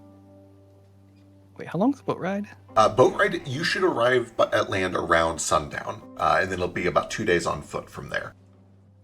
Oh, Importantly, you're what being time is it dropped now? off. You're being dropped off essentially just on a beach somewhere right at the border of Western Blimadil. And you're looking at. I made it too dark on accident, but it's probably like 5:36. The sun is getting low, but it's still not quite sunset. There we go. You know what? I have a dumb idea that I really want to see happen. Okay. Ethan, we've got a whole ship full of people who are at least very amused and used to the sort of dramatics, I guess, or the storytelling. And I'm scared about landing. And he looks up. The sun's just going down.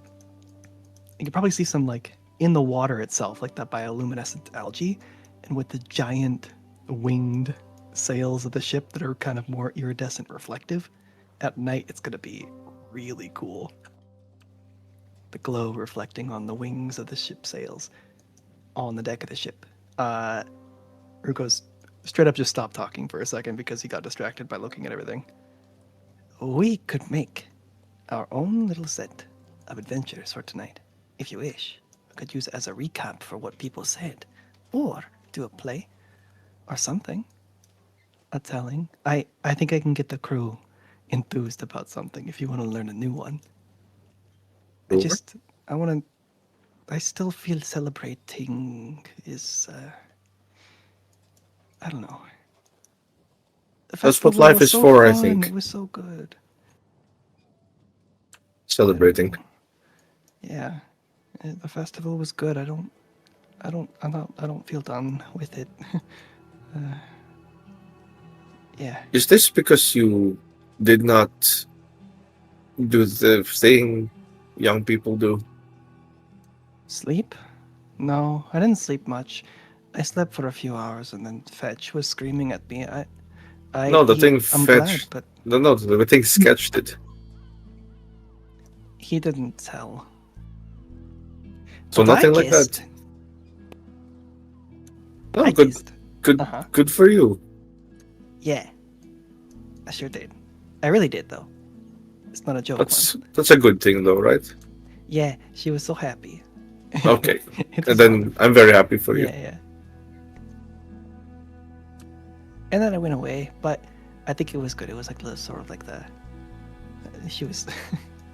It was fine. I left on good terms. I'm good at this stuff. He nods Not slowly. like I probably don't kiss like Fetch does though. He gets the Fetch or he's like- sketch? it hits different when when you see. Okay, never mind. Like you mentioned Fetch. And I thought you were talking about Fetch. Or are you talking about sketch? Sketch. I'm sorry. You know how he kisses? Why? I think I seen him do it once. You've seen him kiss? And plus the way he eats bananas. He's weird. He eats it like from the top down rather than the side. Do you kiss the same way you eat bananas? He does weird things. It's a big okay. It's very hard to explain, but it Do goes we from have a silly to banana right now? lusty. I Hey, hear Fetch. that's what affection does. Fetch, Ethan wants to know how you kiss. Yes, I'm very curious. Well, Fetch is here right now. I can take a message and I'm tell him so later. sorry. Can we please just this Could is me in could you get person your being shit together? broken. He chuckled. Guys, You I'm called him doing Fetch my several real times, life best. I'm doing my real life best right now. It's not good enough. Sketch. That's sketch. I can make you 45 bananas. Jesus. God. But, Yeah, I'll take you half of them. typically want to do smaller fruit because, like, you have to eat the whole thing. So, nods. Okay. Well, yeah.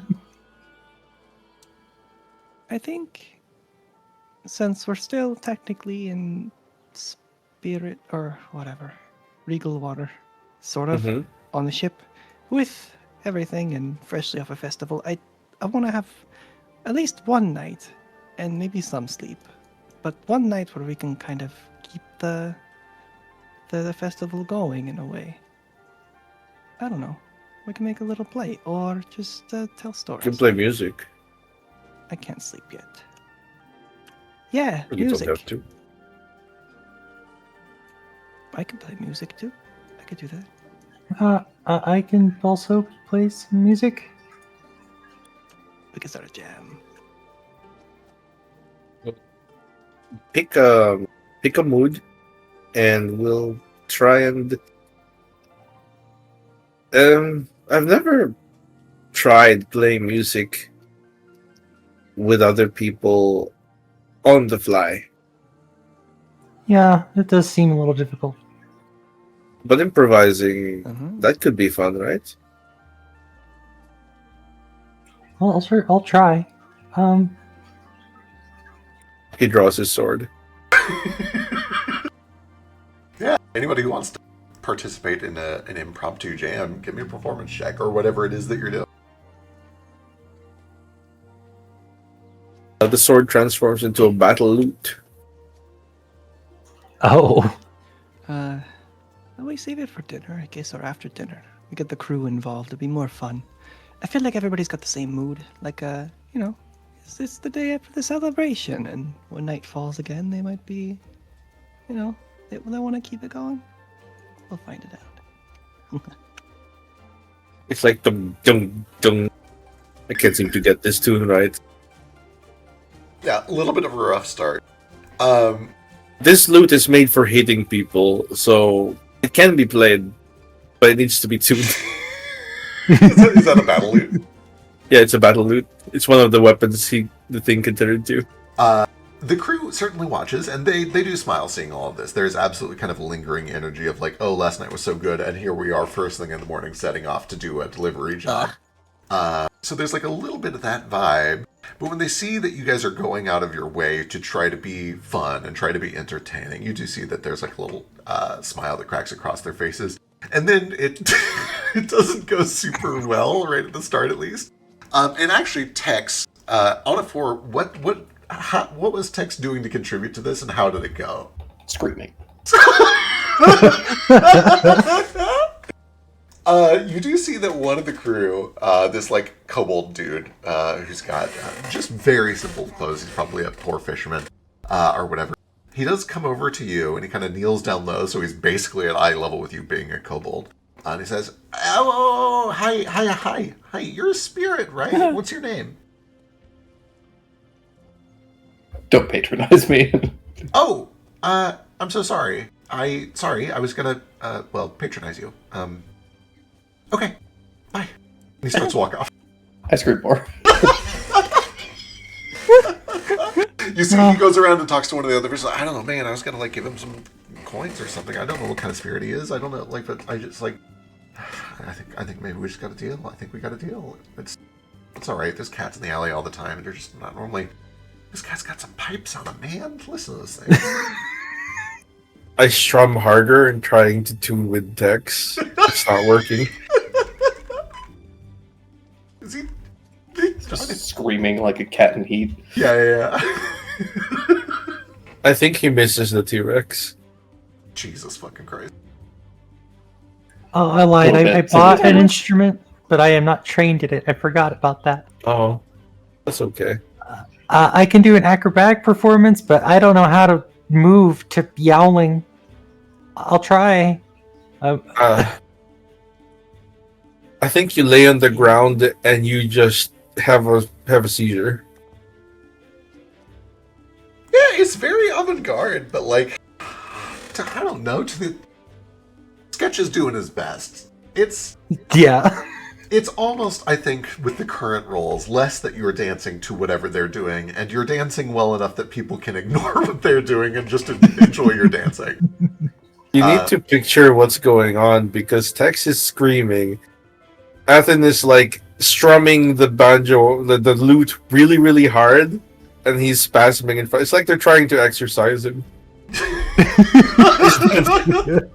It is kind of what it looks like. Yeah. As this exorcism is going on, one of the crew does come up to Ruko. It's like, so, I don't know a lot about the Spirit Weavers. Is this part of it? Do you want to be a part of it? That depends. What's happening, and is it normal? No. Yes. How are you not part of that? Wait. Who are you? Oh, hi, I'm Rick. And you can see that that is essentially just a human man with a straw hat. I was born here. Don't get me wrong. I know the Spirit Weavers are in charge of the place and they do good work, but I don't really get to see a lot of them. I spend all my days down at the dock just working for a living. You know how it goes. This is my first time really meeting one, and he looks back over at the commotion going on in the middle of the deck. I point at Rick. He talks to Ruko, and I try to improvise a song about him, and it's mildly threatening. I just Well, Make a lyric about how he was born on a boat. not born on the boat. I mean, you can make a song about it, me being born on the boat if you want, but I was born in my mother's bedroom, the normal way. also, But you said you were born here. Oh, I meant in the city. In the sea? No, in Regal Water, in a shack by the sea. Ah. Good for you, and good for your mother. Thanks. That it's normal, I think, I don't know. turns back to Ruko. So is this Well, like a ritual? well- Is this a seance? Well, it's usually more that it's more like a collaborative thing when the spirit weavers, and also with the natives here that we, it's they're also new to it, so you're actually among good company. Oh. This is our first venture here, so we they're kind of. I'm trying to encourage them to continue this sort of festival vibe because they had a lot of new things, and we should do like a play or a show or make it fun.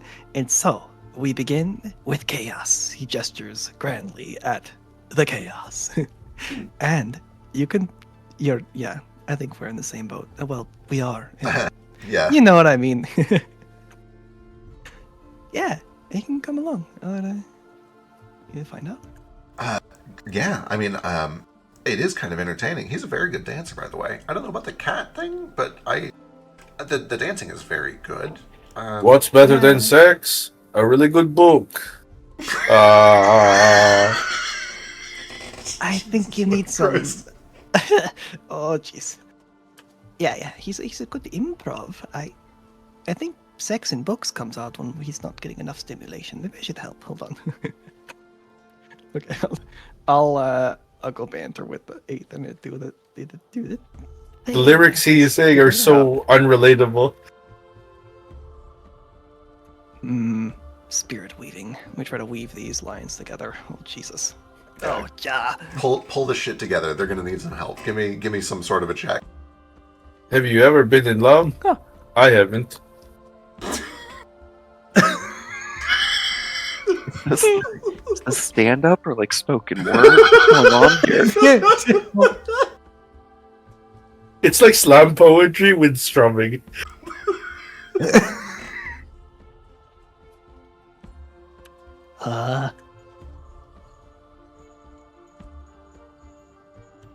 Never been in love, but take off the gloves. You have and you have not. You've My just. parents are dead. And then he wasn't. Yet death is never the end, so he speaks.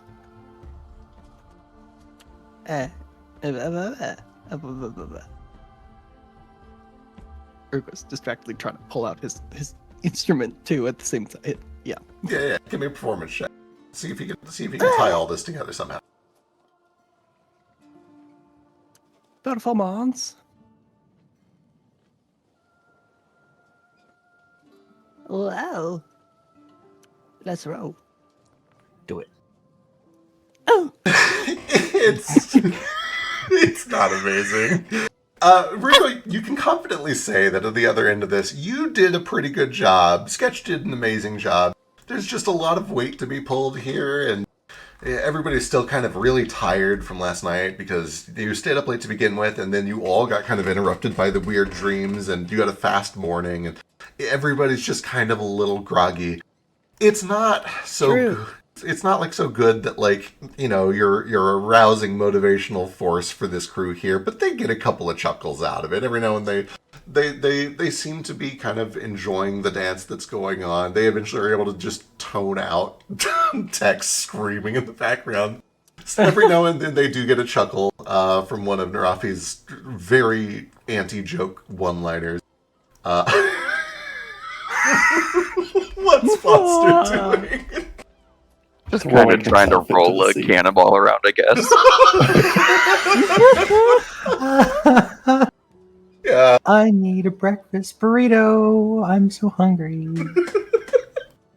The strongest bones alive. By the time you guys have... Do you guys want breakfast? I don't eat. By the time that one of the fishermen comes over as the sun is setting, you guys have essentially had a eat it when you can eat it dinner of dried salted fish. He comes over and says, all right, so we're getting close to the border. We really can't take you too far past it, or even too close to it, just because they tend to keep their fleet nearby. But there's a spot near the marshes where we can row you up to shore, touch you down there. I think that's about as close as we can get, if that's all right.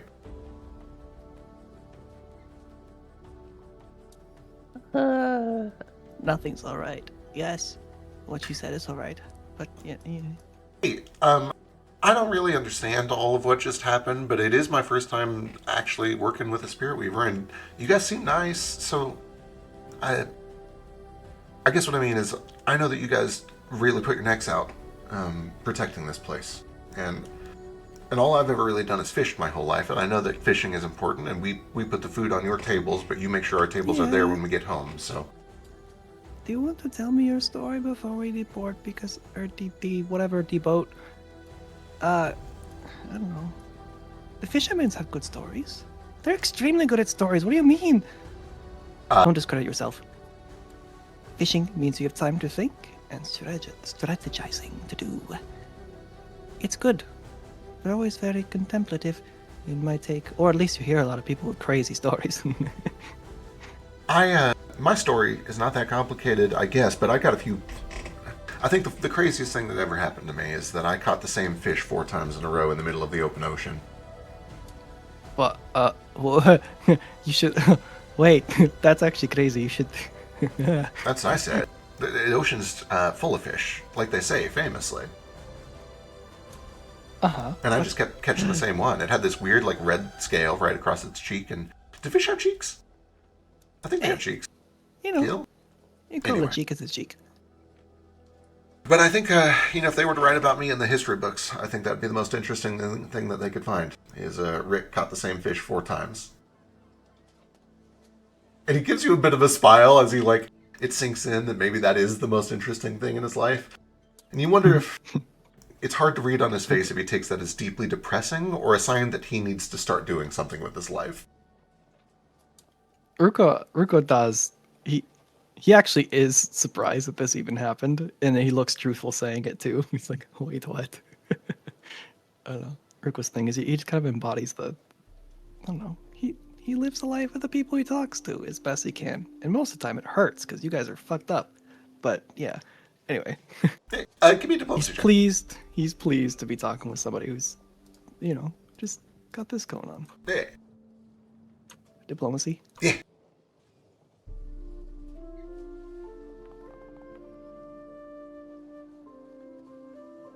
By the end of it, you think that you've kind of inspired him a little bit to make a name for himself. Not only to make a name for himself by doing something different, but just what he's already doing is important. You're able to inspire him. He sees a light that he's not seen in a long time. And eventually he gathers you all up and is able to row you over to shore. And you guys touch down on a rocky coast along I give him 10 gold 10 gold pieces. to share with the others. That's like $5,000. He'll take it. Are you sure? Are you and your? Well, yeah, we might not see each other again. Or a mythical journey. Okay. Yeah. I mean, thank you. Thank you. Thank you. That means a lot. I'll put it to good use. Oh, in my conversation with him, I think the thing that Ruko was trying to impart to him is that these stories might seem mundane in any other context, but if they're fun and you preserve them, like painting them on the side of the ship, the fish with the red scale or something, storybook it. It makes it unique, distinct. You can make your own story, write it out, your own saga. This whole deal, you can artistically make it last and make an impact. The mundane stuff, if you document or make note of it, make a story out of it, it's yours to play with. I don't know. He made his ordinary life feel more, I don't know, just pretty, more inspiring just by the, I don't know, just be observant. Sure. I think I get it. You can find inspiration anywhere. You just got to find the meaning in small stories. I like that. Right, never discredit. Some people have lives that are too exciting, and you've never seen a happy hero if you get to know them. Let's be honest, it's actually the truth. They're pretty sad people. He looks to all of you having a time on the ship and dancing around. Well, I mean, it seems like you're at least making something of it. Coping mechanisms. Yes. No, it's fun. It's the best part of most stories. All the heroes, best part of their lives too, are the stories that are made from it. The ones that inspire. You know? That's the thing. And anyone could inspire anybody, even if they live however they live. A simple farmer can make great tales that last for eons. It's just how it is. The stories that inspire, those are the ones that stick. You know, all right, I'll keep that in mind. I'll see about maybe getting the ship painted with a red scale on the side. That sounds like a good idea. Sure. Take it as you wish. Yeah. Be creative. Hey, thanks for telling me. Oh, This yeah, of course. is- yeah. Nothing else to do out here. Figured it might be nice.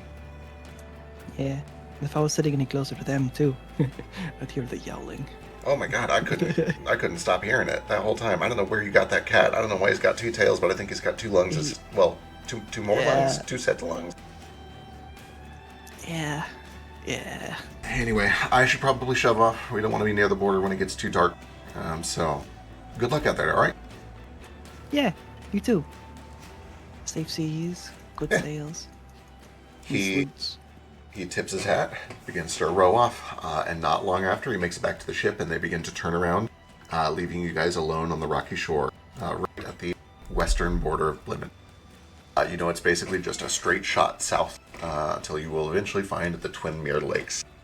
You guys have been on a boat for about 10 hours or so. You have not really done any movement on your own. What's your plan? Do you want to make camp immediately, or do you want to try to travel through the night? Does Prickle Biscuit come out at some point and be like, tell that peasant I will not fuck him? Which peasant? What are you talking about? Tex, caterwauling. Oh. Master, this is very aggravating. I don't know if I can work in these conditions. First of all, I'm hungry. Can I have some food? It is your designated feeding time. Thank you. I've been very cranky because I've missed my feeding. But I'm also cranky because this other cat is making so much noise, and they're of a sexual nature, I believe, and I just am not prepared to deal with that as a neighbor. If we're going to travel together, you must get your other cat under control. That's not my cat. Whose cat is it? I'll speak to them. Oh, here. He offers you the Ruko. Hello. I'd like you to silence your cat, please. Me Thank too, but not really. Wait, what? Your cat is being too loud. Wait, what? Tex. Yes, I understand that he's your cat. Is that correct? Well, we have this negotiation where he can speak for his own terms. If you wish to speak with him, you should speak with him. He just got, I have to speak to him? yeah. Very well, set me down. He doesn't. Maybe we should. I think Ethan has some more food or something for you. I think perhaps. You should probably not talk to him. Why shouldn't I speak to him? He's horny. I can tell. That is the problem. That's what I wish to speak to him about. Or he wants blood. I can't tell. Give me an intimidation check. Intimidation? Yeah. Oh, jeez. Channel the darkness from my past. Blood. He takes a second look over at Tex and realizes that Tex is like 4 times his body weight, has 2 tails, and is strapped with a backpack and knives. You know, I think I'll just have dinner and go to bed. I think I'll just sleep. I'm going to just try Okay. to sleep. Very well. Yes. Put him back on his basket and give him his food. Perfect. Amazing. And I draw his curtains. Thank you. It's a very pampered cat. He sure is. Once you guys touch down on shore, what's your plan? You traveling through the night, or are you going to set up camp?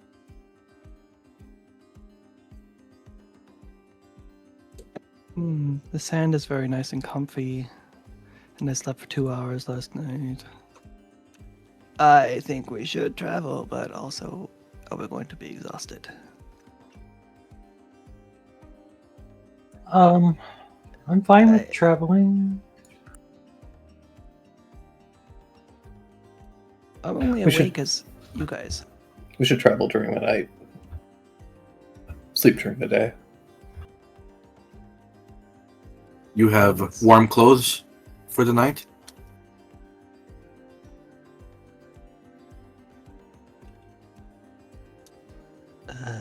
What's the I can't terrain? remember. Are we going? Is it This isn't the warm? desert, right? We're No, the going desert. to. And you're So we're essentially in okay. like you're at the western border of Blimidel, like right over here. It is sort of a temperate, swampy region.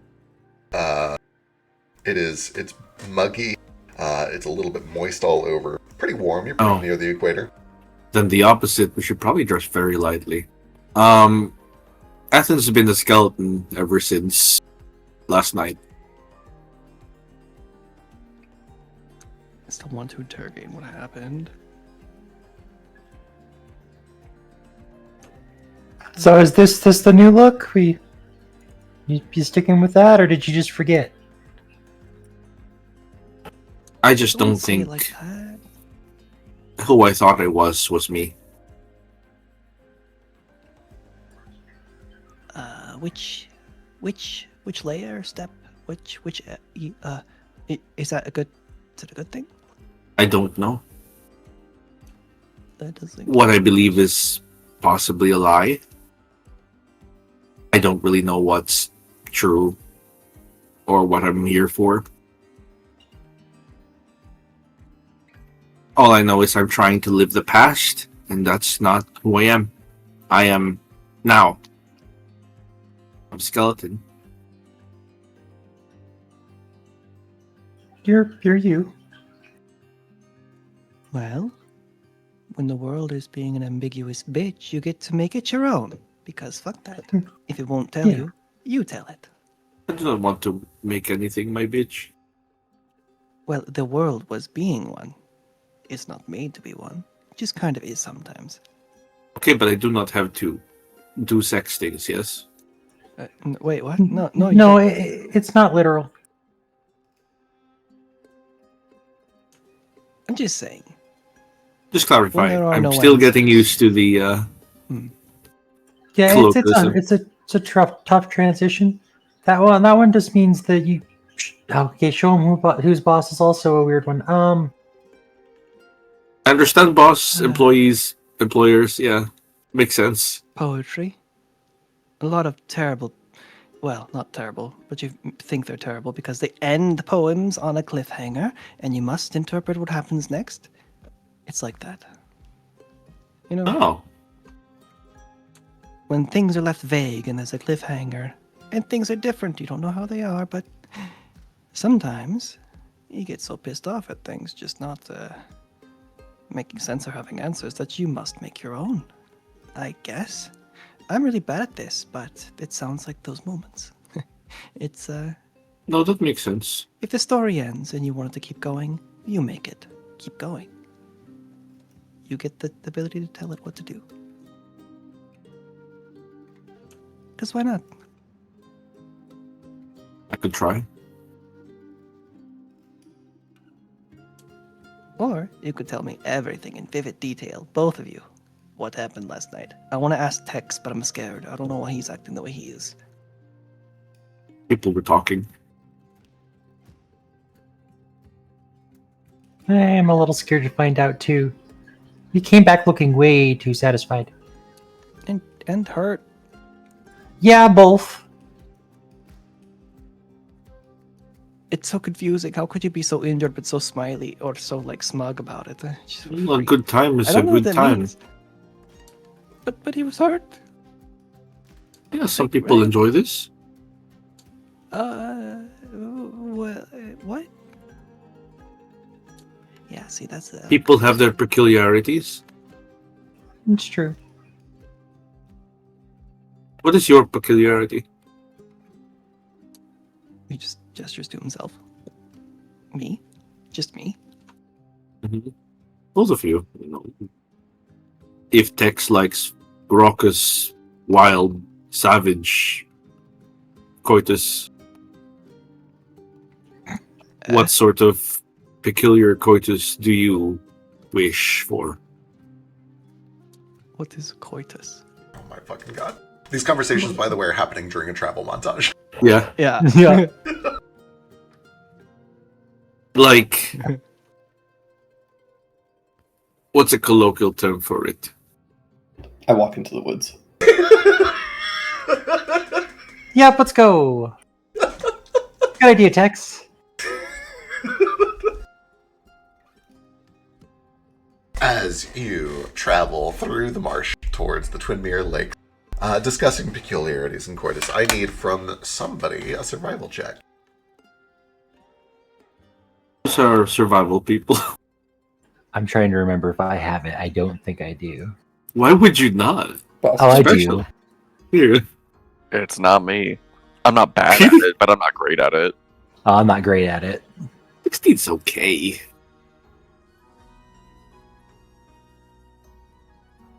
Okay.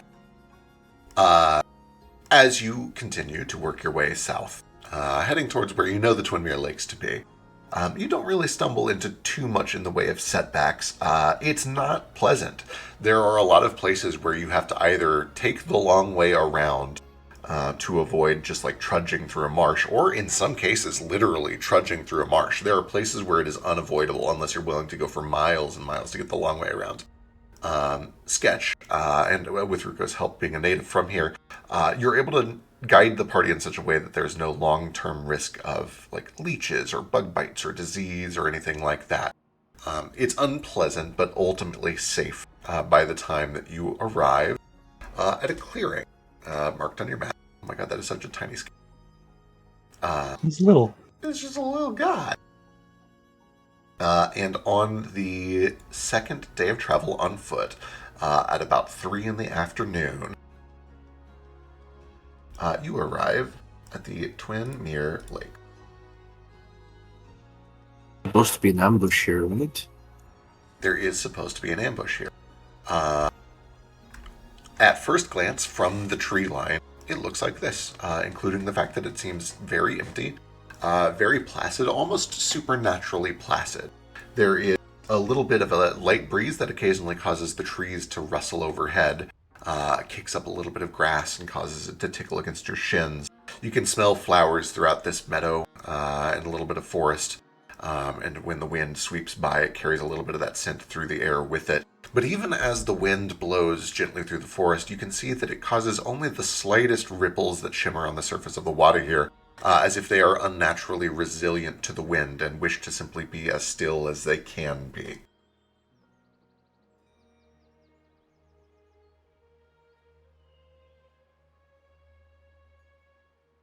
Wow. This place just feels haunted.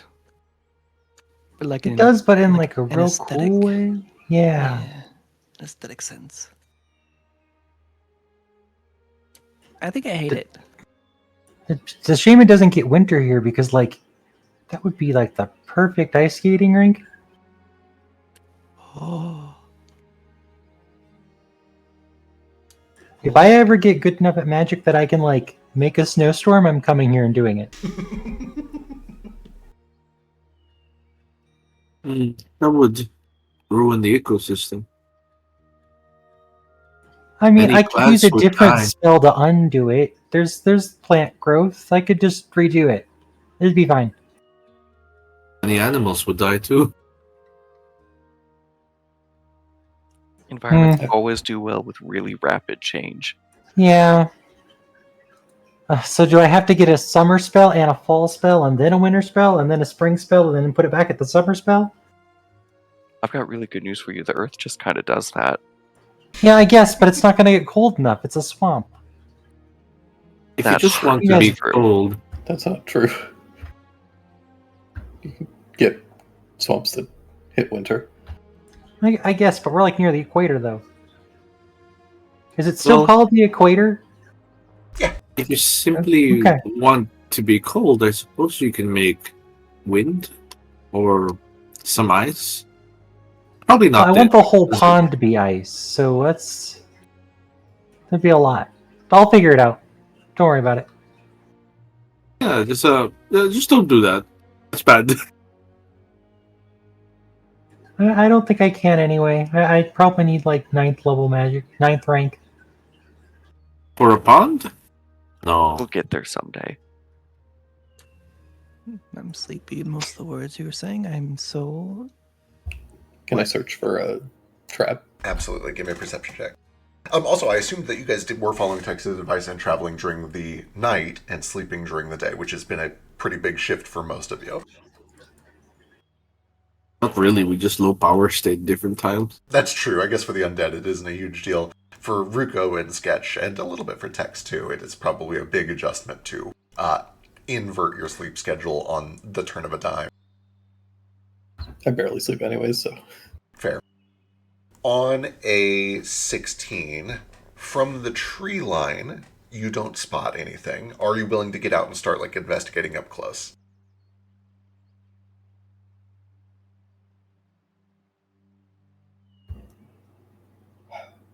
If we Not- want to, I can pest form all of us. I don't know how that works in this system, if they would still be able to detect that we were just polymorphed, or...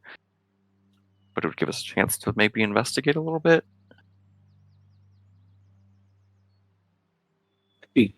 Might be useful. Yeah. I How long could does pest it for take? myself. If that helps. How long It's does pest form last and free take? for me. Oh, okay. It is... Let me look it up really quick. I'm pretty sure it's instant, and it lasts 10 minutes. Perfect. And then if you speak with plants or animals, you can ask them if they've seen anything around. I can also do that for free. I can use animals for free. Yeah. Oh, that's good, Be- because I can only do plants. Okay, cool. Ah, I like cool. to get one and get the other. Pest form, pest form, pest form.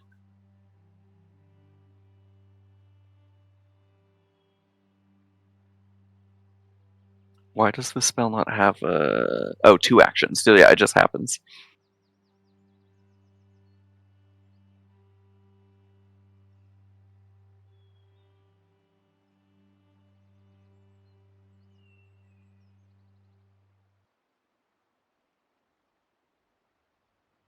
So you just make us all pest? I was going to say, You does it do affect that? everyone or just one? It is everyone. Sorry, I'm trying to pull the spell out, and it is not wanting to cooperate at all. Okay, here, let me do this instead. My sheet's been acting up too. There we go. So I can do that for pest form.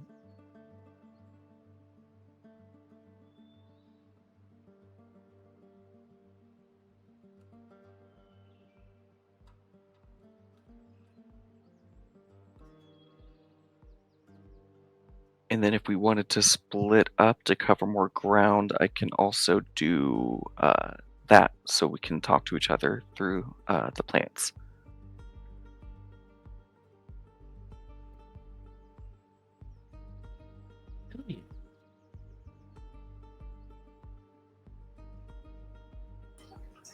Also, Eelbo becomes a god for a second. That's cool. Yeah, that's correct.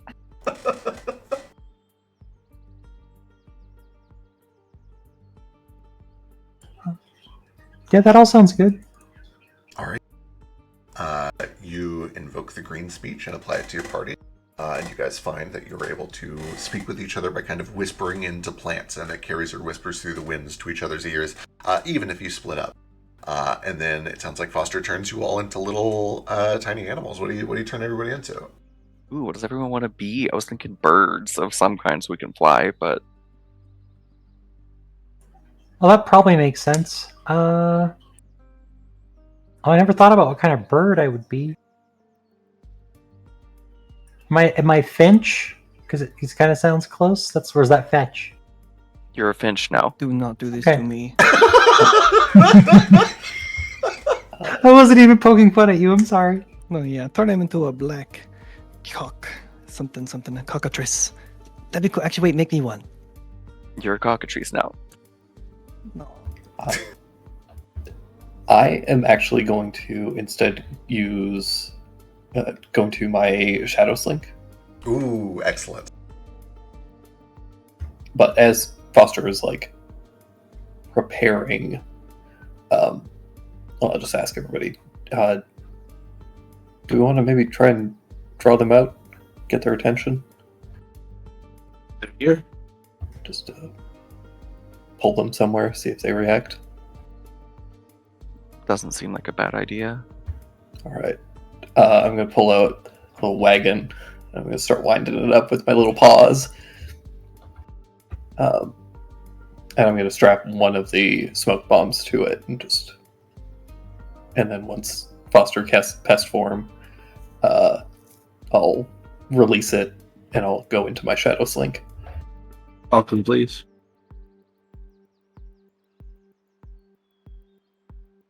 Sorry, what was that? Falcon. Consider it done. Well, now I feel silly. What do you want to be? Oh, you already did it. It's fine. You can't redo it. I mean, I think technically you have to cast it all at the same time. Oh, okay. Be a peacock. That's going to draw way too much attention. I can't do that. It is the right colors, though. You're right. It is kind of the right colors. Might blend in well. It might also stand out like a sore thumb in the middle of this forest. Peacock in the middle of the swamp? Well, should we all be tropical birds then? Since we're in tropics? Don't let my dreams be dreams. Should we all be peacocks so we look like a flock? I could be one of those running lizards that go in the water. You could. That's Don might get eaten. I suppose we'll You blend in pick. better if we're creatures from this place. I'll just Probably point at one wise. of the birds. Could you make one of those? I'll make you one of the birds here. I've got a thing for this.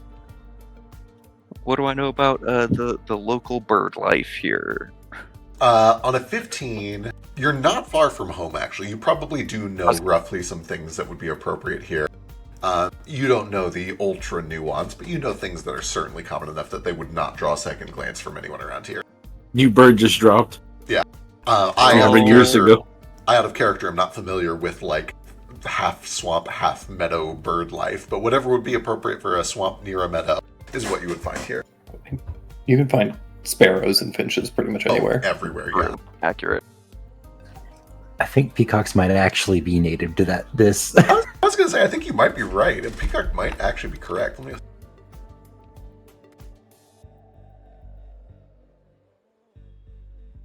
Because I want to say you find peacocks in, like Georgia Meadow and stuff. area. Yeah.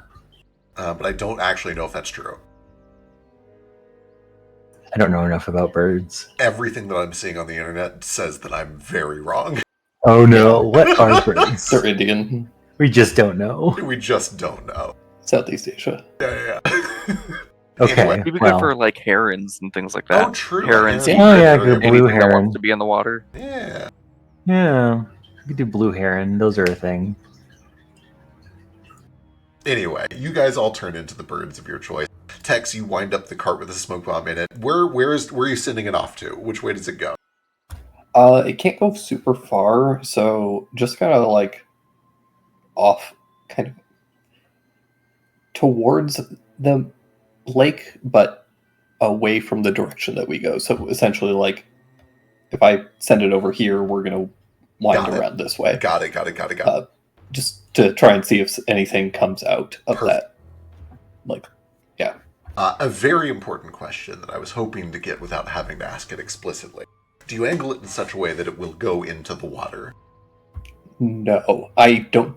Like, it can't go super far, so I don't get close enough that it would be able to go into the water. Okay, got it. It can only it goes for like, I think 9 rounds to a minute, Okay. and it only goes like 10 feet around. So, Perfect. Wonderful. You send it off and it begins to trudge over rocks and dirt and grass, smoking and causing quite a commotion over on the east side of the lake, while you guys kind of, or the rest of you, kind of wheel around in your pest form on the northwest side to see if anything happens or changes. Let me get a perception check from all of you.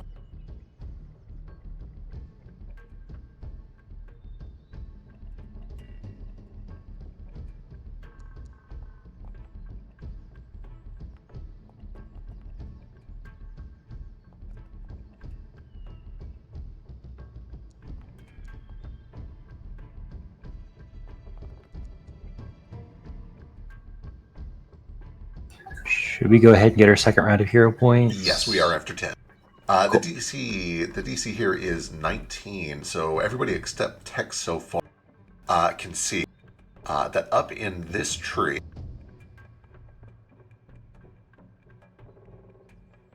here, there is a rustling of a branch, and somebody that has kind of tucked themselves up into the tree, back against the main trunk of it, on water, turns to look at the smoke, and does their best to remain very, very, very still. But it is not so still that those of you who have turned into birds and are kind of able to get closer without being conspicuous aren't able to make them out. There is a single serial agent hiding in the tree here, who just watches at first and doesn't react beyond turning their head to watch the wagon, although they're on very high alert now all of a sudden. Oh my god, a tropical swamp bird is a flamingo. It's happening again. I just looked it up. Point at the bird, it's a flamingo. Oh no, not more flamingo. Blue-footed booby. What So other- we just can be like bird noise into. But wait, no, I guess we're not talking birds. Honestly, I didn't really think about that. I mean, pest form only lasts 10 minutes and the other one lasts an hour, but Okay, so we scout for 10 minutes and then we can communicate.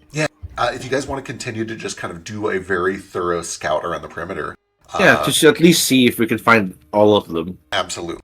I'm going to Probably carry more your, than one. I'm going to carry your perception checks out.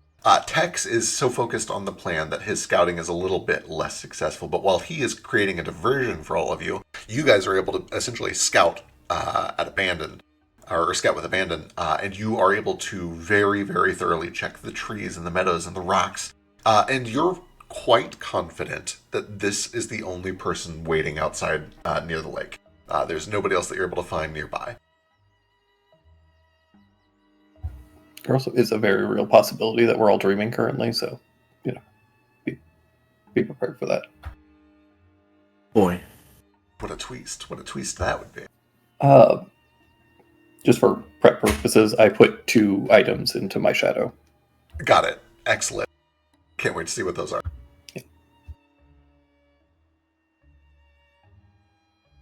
After about 8 or 9 minutes, you can tell that your pest forms are going to end soon. And when that happens, you'll pop out in your normal forms. Do you guys want to regroup? What do you want to do as your time is running out? Yeah, I imagine we'd Group. regroup, yeah.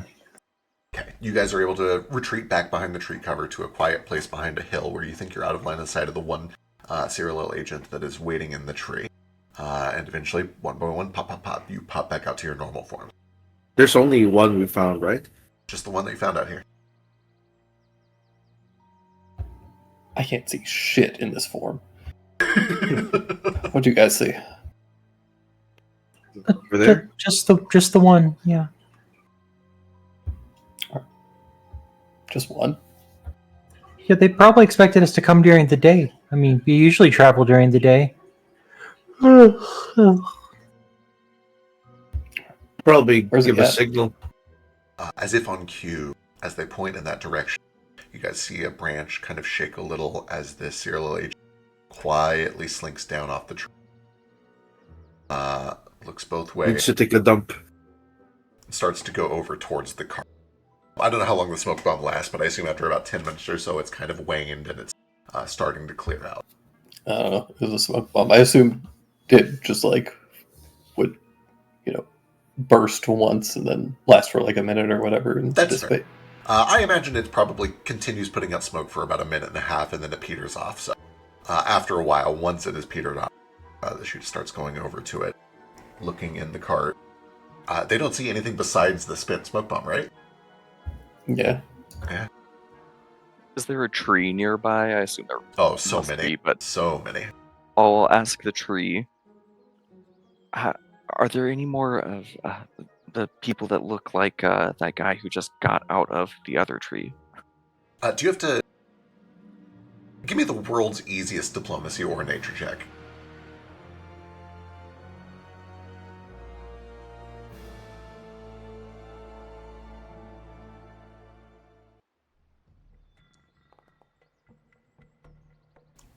Oh, yes, many have come and gone lately. That's unusual.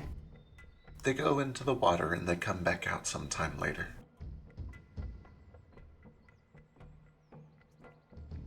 I see. And then everybody has to speak with plants, so I assume everybody heard that. Yeah. Sounds like maybe they're in the water somewhere. Sketch, you may need to freeze it after all. Go get it. I mean, I still don't think I can do it yet. Yeah. Oh well, maybe some poison. If we need to go in, I can make it so we can breathe. That would be helpful. Yeah, I can. I mean, let me see. I forget how long this lasts. Do you have We something need that to could go make us in? swim? Just in case we get dragged in. I know they summon demons, and some of them tend to like drag you places, like inside their mouths. I have a quick question about innate spells. Yes. Do they always get cast at the rank that you have them at, or can you somehow pay to upcast them? I don't believe you can. If you have them innately, you just have them at whatever level you have them. Damn. And then it sounded like Ruka, I think? Well, I just want a lore check on this place. Yeah. What do I fear with the lake? Like, I mean, I don't know. Yeah. I need. Give me Bardic lore. Bardic lore or Spirit Weaver's lore. I was just about to poke you about that. Yeah, both of you guys can give me lore spells. Like, where are we? Yeah, absolutely. While he's doing that, can I exploit vulnerability, that guy we just saw? Yes, absolutely. Would folklore help with what are these lakes? Yes, absolutely. I want to say, actually, that's how we first learned about this place, but I don't remember the results of your check. Pretty sure. I can't remember if occultism would help.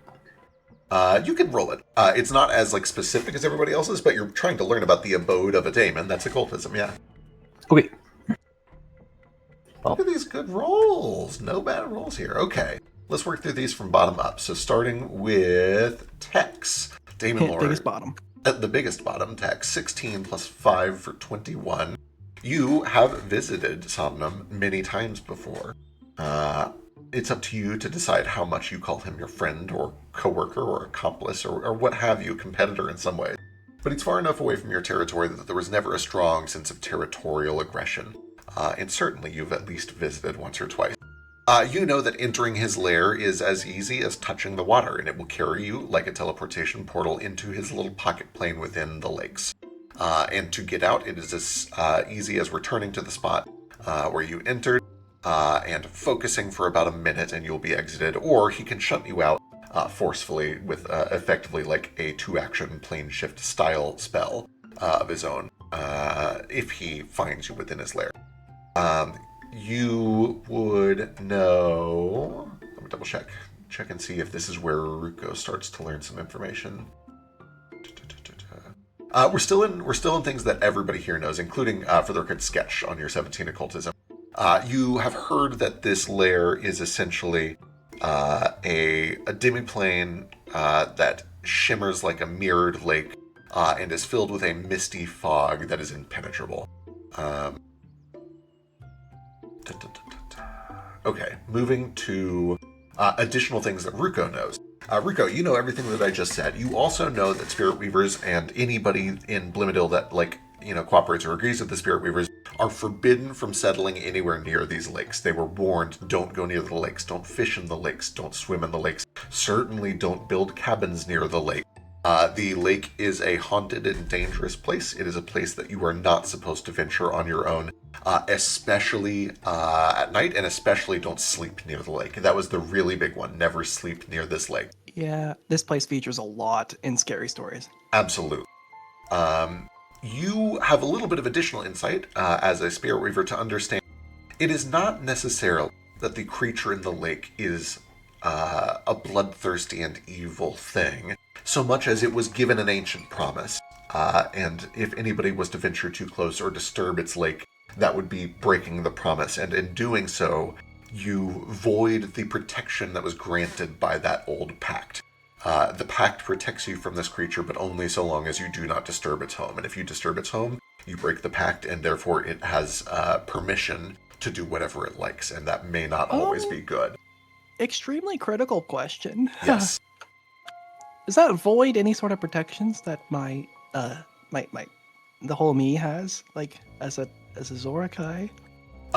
It sure sounds like it would. That sounds terrible, and it should not be here. You would understand that as long as you are coming to entreat it, as long as you're coming to parlay with it, there is there's like a clause that says you're allowed to come talk about what we're doing. He won't interpret it necessarily as like an attack or a disturbance, as long as you are there on business. But with that said, you are expected to be polite. There's probably like a little rite that you're supposed to do as you're crossing into the territory, a phrase that you're supposed to speak aloud, words of safety that grant a very brief lapse in the pact that would allow you to go speak to this thing. Excellent. I have not peed this entire time because I'm afraid it will reach the water and that will void my contract. Perfect. Running up through the list. Sketchy knew the same thing that Tex did. Essentially, this is the lair of a creature. You're not supposed to go near it. You're certainly not supposed to like sleep near it or disturb it, or approach it at night.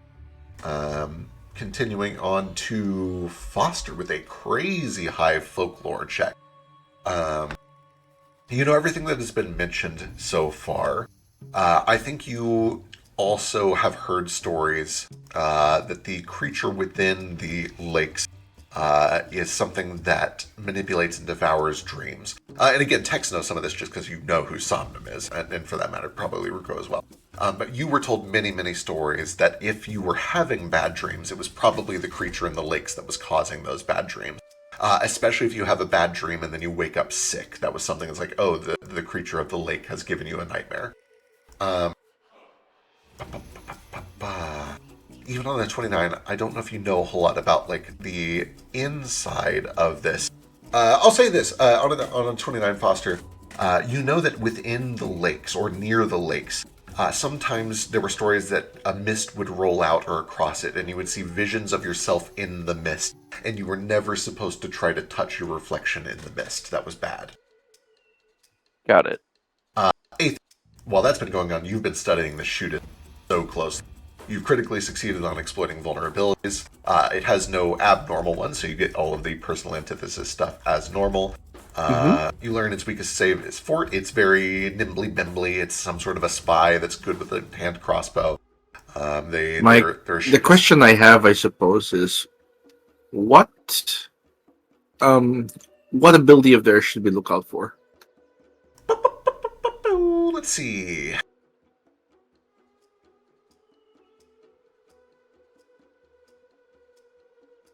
There are no major surprises. It's mostly just that they're very, very good at shooting. But the big thing that it seems like they would be capable of doing is kind of like shooting in a way that makes you off guard for a while and makes you weaker to additional attacks. What's the difference between a shootist and a shooter? I truly don't think there is one. Just different words. That's all. Yep. I'll impart this knowledge with everyone.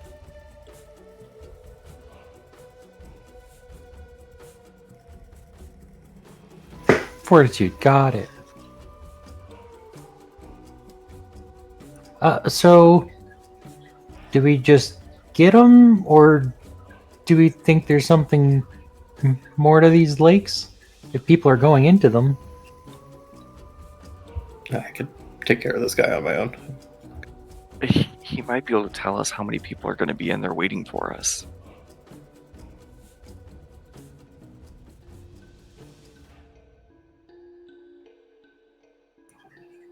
I guess it couldn't hurt unless they're waiting for us to take this guy out, and then they all pop out of the lake because they somehow know we're here. I guess he could also just warn them that we're here. I feel like that would be ideal. Rather have them come out here than fight in Somnum's territory.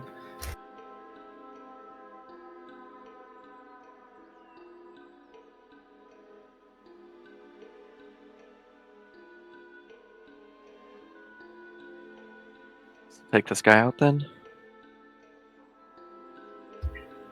Yeah. Yep. All right. I assume that you guys are going to try to get the jump on him. Yeah. Let me get from everybody stealth check. The DC you're looking for here is 18. I would like to stay 120 feet away. Got it. Okay. Anybody who's staying way back can skip that stealth check. Is it possible to try and cause a distraction? Yeah, absolutely. In fact, I think there's even a hard-coded mechanic for it. Let's find out.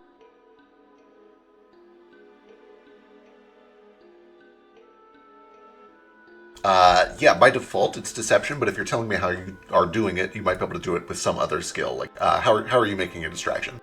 So currently, Wildfolk can use 9th rank Nature's Pathway at will to any tree that anyone in my party can see.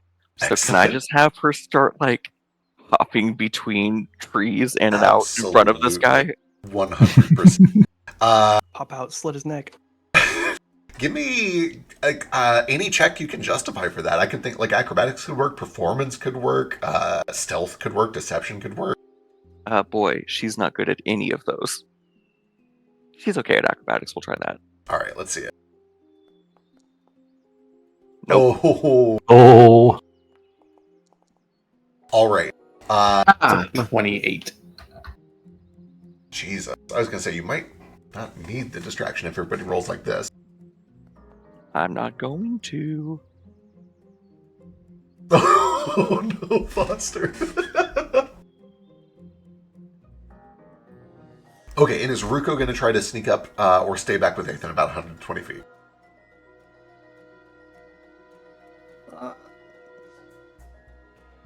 I have my crossbow out.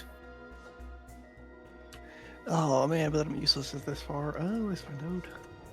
And I say 120 feet. You could probably get maybe like 60 feet away before you need a stealth check. And that's true for you too, Ethan, if you'd like. Sure. 70 feet sounds about right. Yeah. So the closest you can get without needing a stealth check is right about here. In the shade of this tree. Yeah. Around here? Yeah, that's good. Wait. All right, Ruko, if you are sneaking up, let me get a stealth check.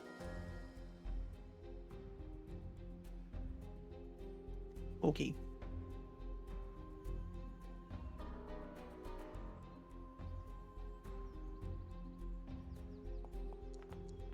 Incredible. All right, as you three all approach, the three of you are kind of hunkered down real low, we'll say kind of near rocks or under tree cover or behind fallen log. Foster, however, sticks out kind of like a sore thumb, and unfortunately the plan of having Yilvo distract for him is insufficient to protect himself.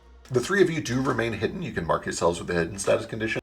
Foster is not hidden as this shootist turns around and raises a crossbow. Let's roll some quick initiative.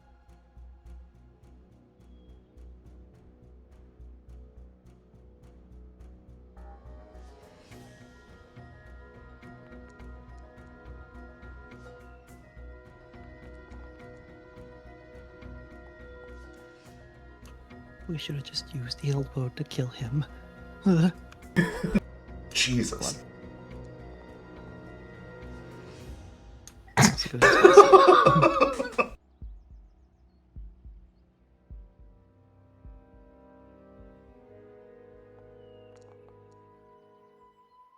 Of course. Okay. As things begin to spring into act, Tech, you are the first to react when you see that the shootist turns and raises a crossbow towards Foster. I take it I'm right next to Foster currently. Yeah, you can move like a little bit if you want to be like next to that rock or something. Just anywhere you could reasonably have had cover as you approached. Jesus.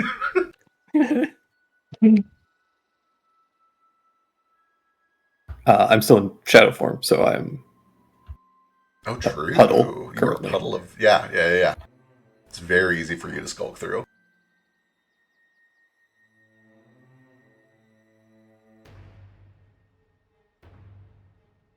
I gotta double check a thing.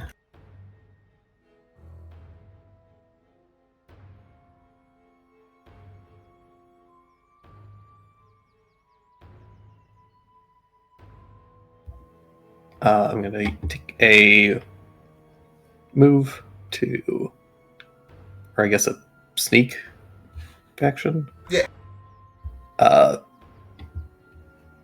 Does sneak half your movement? I believe sneak is half your movement, and at the end of the movement, you have to make a new stealth check to see if you remain hidden. Okay.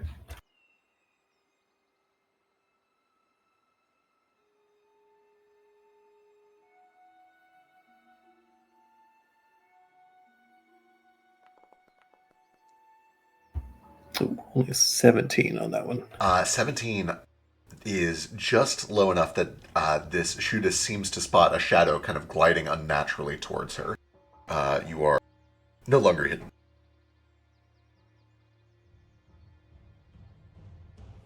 Okay. You can only sneak if you're already hidden, right? Correct. Okay. In that case,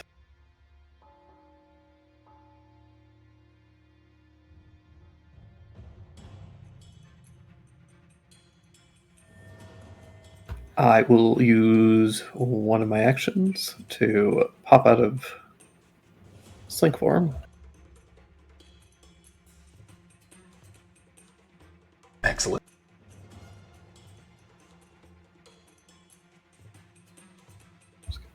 Please tell me you're a scout and not the entire ambush. I'm not telling you anything. We'll see about that.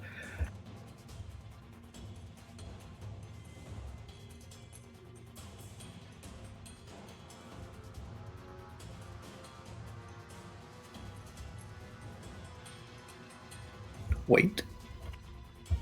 Wait. Damn it. Oh, I thought I had a thing, but I need one more action. You know what? I'm just gonna taunt them. amazing. How's that work? They just take a -1 circumstance penalty to attacks in their DCs. Gotcha, if it doesn't include you. Yeah. Got it. Okay, cool. Anything else?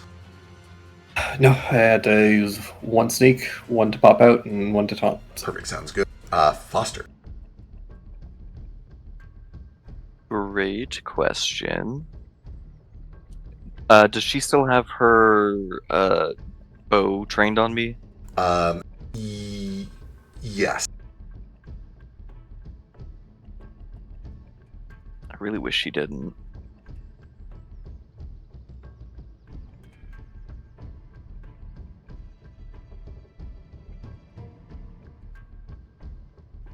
Okay, I'm gonna start with stride. Nah, fuck it. Let's get weird. Hell yeah. I'm gonna lean into the folklore aspect, and I'm just gonna be like, "You're a fool for coming here." I'm gonna hold a hand out, and I'm gonna cast a spell. I'm gonna spend 3 actions casting Bone Shaker. Ooh. Let's see, a creature with a skeleton. She sure does have a skeleton.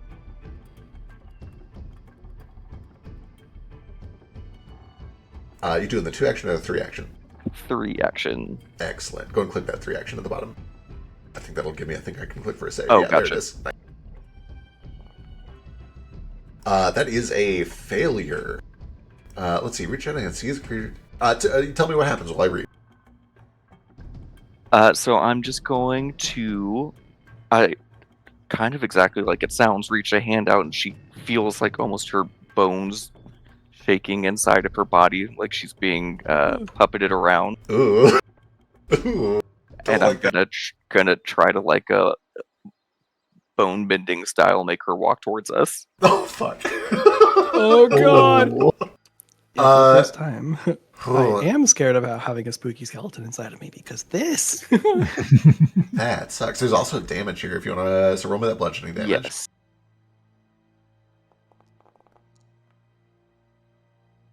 Uh, 18 bludgeoning. And pulled up to 15 feet closer, or she can choose to grow or go prone. Yeah. I don't think she wants to be prone next to Tex. So she will take the 5, 10, 15. You're just doing straight towards yourself? Yes, if I can get her adjacent to Tex, that'd be ideal. Sure can. Okay. I should probably also turn on a grid. Okay, yeah, you see that there is this like twisted cracking motion as you essentially take control of this Shoota's skeleton and cause her to puppet walk like a deranged zombie right over to Tech. That's all 3 actions. Perfect. That's That brings me. us to 8th. One action, activate magical bolt. Second action, shoots.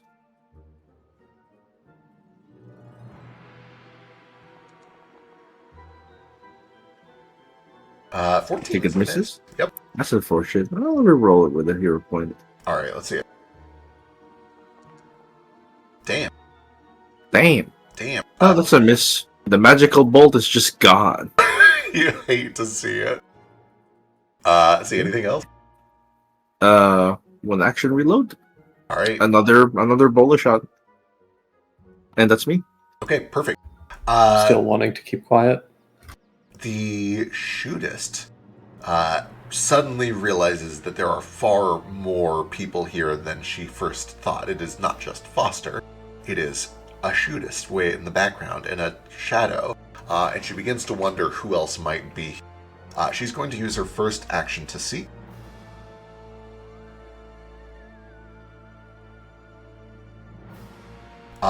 Looks around and locks eyes with Sketch and then with Ruko. Realizes that it is 5-on-1. She is going to use her second action to step, effectively disengaging, and her third action to run towards the water. I'm going to use my reaction when she strides, Okay. and she needs a will save. Oh boy. Oh shit. Oh wait, that's Tex. Never mind. Yeah. That is very good. She did do this step first. Do you have reach? I don't give a shit. She is. I've reached. Oh, you've reached. Fuck. Okay. So these both get triggered at the same time. So I'll resolve them top to bottom. Also, Jesus Christ, is that 2 crits? Fuck. Oh, I see. It's a damage roll from the crit. I got it.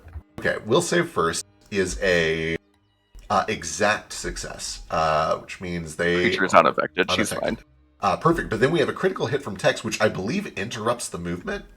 Maybe? Let's find out. Possibly. First, I don't think it interrupts movement. I can disrupt actions. Got it. Let me go see. But movement takes one of your actions.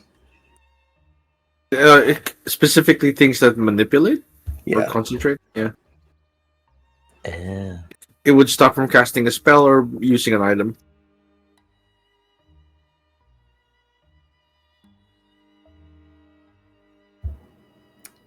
Yeah. She does need fort save though, or she will be slowed, and she is automatically frightened too. Okay, 34 damage. She needs a fort save against slowed 1. Succeed. Good on that. And then automatically frightened 2. Ooh, that's not good. But then she is able to continue her movement. She gets one less to right here to the edge of the water and begins to kind of wade ankle deep at this point through the water, using her entire movement to get over this way. That brings us to Ruko. Wow, though. I can hit her with a bolt. Must be. Okay. They're trying to go into the water? Yeah, you see that she is alarmed, running for her life towards the water. And without really even needing a roll, the only reason she's not shouting for help is because she doesn't think there's anybody out here that would hear it. She looks like she's in full alarm. And She's the trying to water's sound the danger? alarm. Water's definitely danger. Like going back down. Okay. I think there's a trap down there. The water at least is the home of a dangerous beast, and by touching it, you are teleported into its lair. Or something along those lines. She's touching it, but hasn't been teleported yet. Yeah, I don't know what to do, honestly.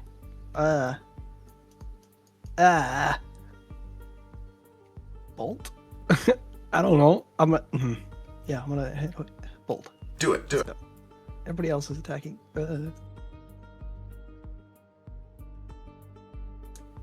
Phase bolt. Hold on.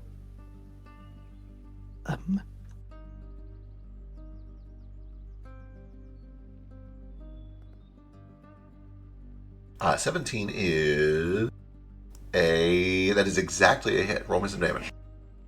Huh?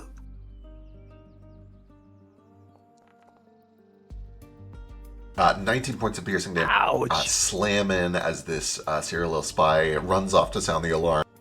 She is still hobbling around, but she's looking bloodied at this point. You got one action left. Okay. That quicken casting, let's see. Does that count for anything here? Let's see. 2 ranks lower than my highest rank bard spell. A cantrip. Right? Let's see. The highest level spell that you can cast with it is a 4th rank. So you could theoretically cast a 4th rank spell or lower as a single action if it normally takes 2 actions. Okay, so this just absorbed 1. Or I can cast. Okay. Quicken casting is what I'm talking about. Yeah. So you've already used 2 actions. Quicken casting would let you cast another 2 action spell right now. I see. And that's excellent. Okay. Try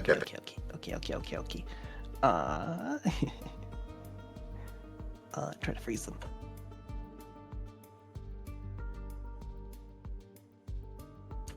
Oh, I know what I can do. Wait, no, I got rid of my staff. It's way down at the bottom there. Bottom of your spells page. I have the staff at the Alotalier Lighthouse. Yeah, unless you gave it up. I mean, I want to keep it.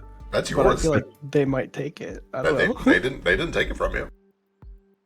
Excellent, because I can make an orb of water and keep them there, mayhaps. Absolutely. It's 3rd rank. 3 charges. Oh, jeez. Use Yeah, them let's or- just do it. Let's do it, because if they sound the alarm, then we're going to walk right directly into a ready ambush, and we're earlier than normal, so Excellent. earlier than they expected. Okay, wonderful. You use your quicken casting to turn the 2 action Aqueous Orb into a single action. Go and cast it. Let's see how they do. Let's see. This is a reflex save. They're like wading through the water, and it all starts like, turning into a big circular orb. Oh. Ooh, that is a failure. They are engulfed by the water. They can't get free without making an athletics check or an escape against your spell DC. Okay, amazing.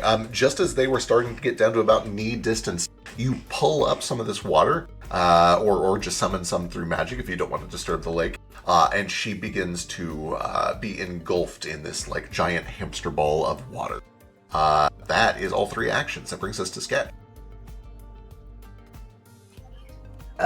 Is she weak to any particular kind of save if she can't move like that, or? She's flat-footed against everything because she's swim, which I think also makes her -2 on reflex save. Let me double check, make sure if that's true. Okay. -2 to AC.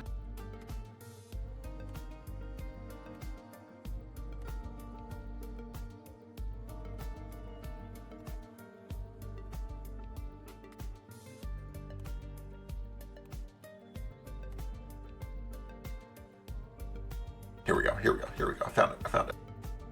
Check by half. Battle axe, off guard. It looks like just off guard, so a penalty to AC, but no saves. Okay, in that case, I'll use the spell that attacks AC. Why not? I will use 1 action to move. And then I will take my claws and slice down, making gust of wind shoot out through the water here. Oh, I didn't mean to do the damage roll first. Probably should roll the hit. 18 is a hit. Yep. Cool. For 19 points of slash, blood starts to spray out into this aqueous orb. She's still trying to swim free. You can see she's reaching out towards the lake like she's so close. That's all 3 of my actions, though. All right, that brings us to Tech.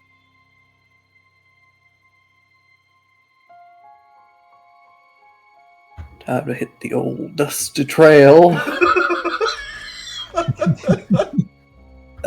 I'm gonna do something that I haven't done in, I think, ever.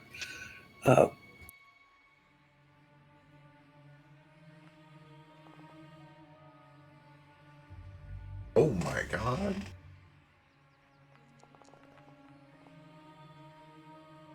I assume you're just running up and whipping? What are you doing? No, I'm staying right here. Whip the chain around my head a couple times as it starts to build up momentum. The chain extends and the blade goes and decapitates her. Holy shit, you have extending. Amazing. I do. Yeah. From fucking 30 feet away, 35 feet away, Tex just whips this extending chain straight into the bubble, held aloft by Ruko, slashing with Sketch. It all lands at the same time. 34 points is enough. And this spy drops and begins to just kind of float and bob in the Aqua's orb. And with that, everything goes quiet.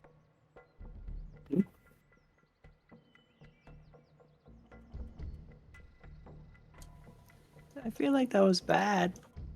We did it. That wasn't going to go for decapitation, but Tex is always a bit of a show-off, so... That was pretty impressive. Should have seen him kill a dragon. It was...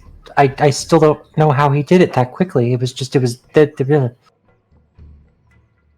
Anyway. Everything has a neck. Should we pull her in before she falls in the water? Or? Yeah, you guys... Orb, and then I'll deposit body on the banks, and then use the rest of the water to go water these flowers. Perfect. Excellent. I'll grin at Foster, and then not look at the body. It's a much better use of the water. Yeah. And the blood will be like good nutrients, so good job. It's good all around.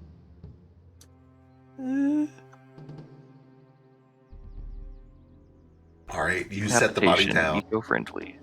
Place the head right next to the neck, and everything is quiet. On closer inspection, you can see that this is a elf woman, probably the human equivalent of mid-30s or so, although what that is in elf years is hard to say, probably a couple hundred, maybe 300 or 400. You can see that she has a number of additional crossbows kind of on a bandolier across her chest. She has a couple of daggers, including a couple of vials of some sort of a sap or an amber liquid of some sort. You can see that she has a holy symbol of Aeva around her neck.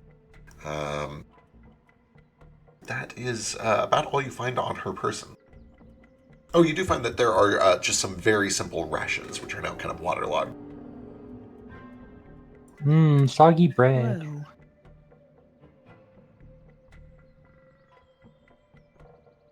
I could figure out what those ambery colored bottles are if you want.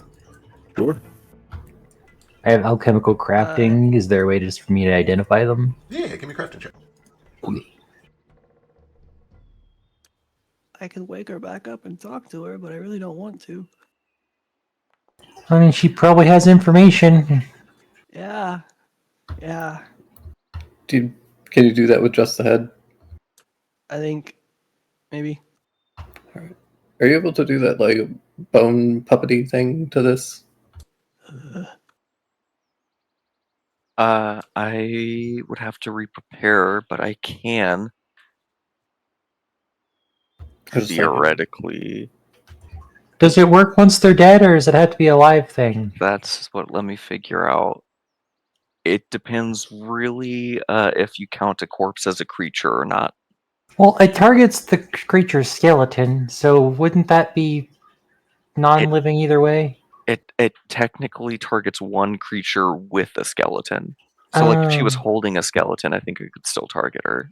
Yeah. I would be remiss to not let Puppet Skeleton work on a dead creature. I'm going to allow it. I'm just saying we could maybe strap her body with these, and I'll pull out the junk bombs. Just Yeah. walk her into the lake. Oh, that's fucked up. It does also last a whopping one. It's instant. Oh, it's We like can't do it over and over again. Yeah. It's a one 30 and done. feet. 30 feet will get her into the lake. You know, if I cast talking corpse on her, she has a semblance of life, and if she's packed with bombs, maybe she'll be accepted into the water and then blow it all up. This is a horrible plan. We probably shouldn't. Well, it's a plan. It's a plan. Really some fucked up shit, guys. I don't like any of this. I love it for the record. It's warfare. Yeah, this is this is dirty.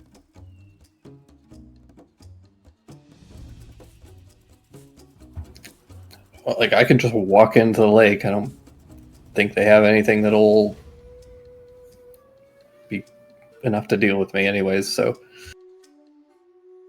just figured it would save us some time.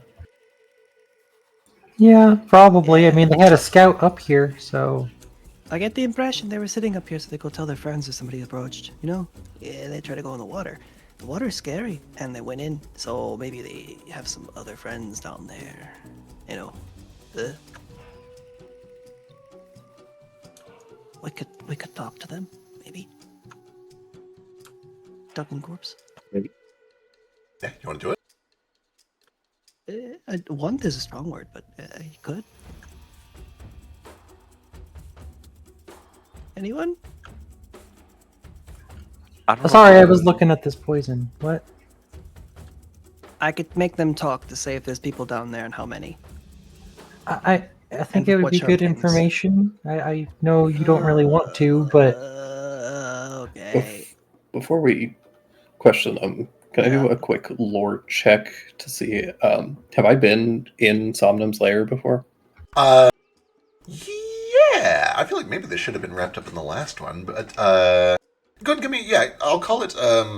Give me your lore, your Daemon lore. I'm gonna say the DC to have actually been inside yourself before I look at the results. I closed Yeah. my eyes when I saw the dice drop, so I think the DC here to have actually been inside. Doesn't matter, I crit. Oh, you crit. Oh, nice. oh, I was you could have let him. I was over here racking my brain for no reason. Yeah, you have been inside, and I'm going to pull you over to that map so you can kind of get a look at what you're dealing with. Yeah, I just want to, like, assent so that maybe it'll help us figure out some questions we can ask. Got it. Let me make sure I've hidden some things.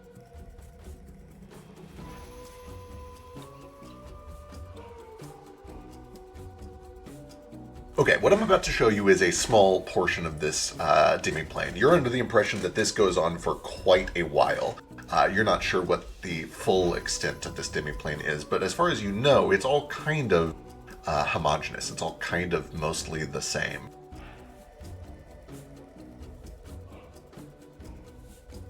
Essentially, this winding, twisting dreamscape. On your ground, you can see that there is this placid water that goes about an inch deep, and beneath that is just kind of a hard, smooth stone. You imagine it could get a little bit slippery if not for the fact that the stone was textured, kind of this like granite texture underneath. The water ripples and shimmers when you walk through it, but it seems to go still faster than it should, like it wants to return to being this like mirror-like watery surface. There is strange magical light that kind of ripples up like tiny auroras across its surface no matter where you go. And there are strange objects that just kind of poke up out of the ground all over the place. Somnum has told you that these are things that slip back into the real world through the dreams that he is manipulating. He usually gets rid of them, but sometimes he keeps the ones that are pretty. None of them necessarily have like significant functional importance. It's just decorative mostly. Keepsakes of some of the dreams that he's exploited.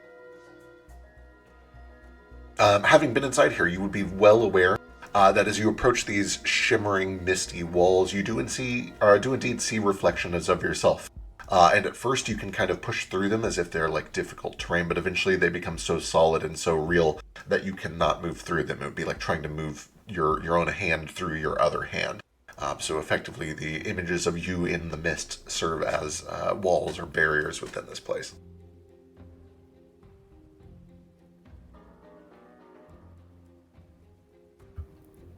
Does he have like a ton of control over the walls and barriers? Like, can he reshape this when we're like halfway through? It's your understanding that he sculpted this, but it is not a process that he can do at a scale that is useful in like combat or whatever. It's a thing he would have to do as like a project.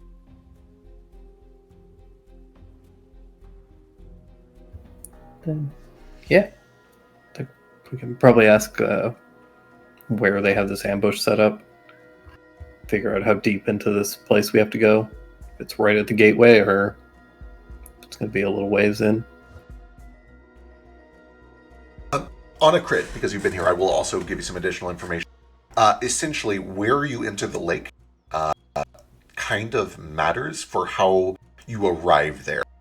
If you the best case scenario, what you want to do is swim out to the very center of the lake where the two lakes intersect, right in the middle.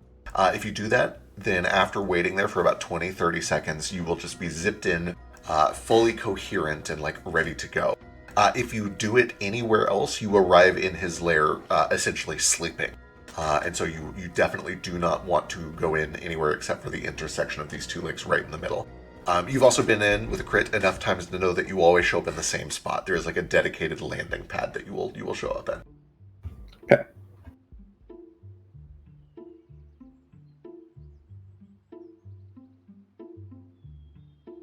Then seems like they'll probably have the ambush set up right where you're supposed to arrive, hoping that we'll be asleep.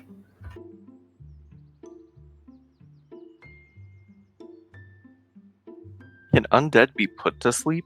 What a great question. I'm going to rule it exactly the same as I did for the dream. You will have advantage on your save and a +4.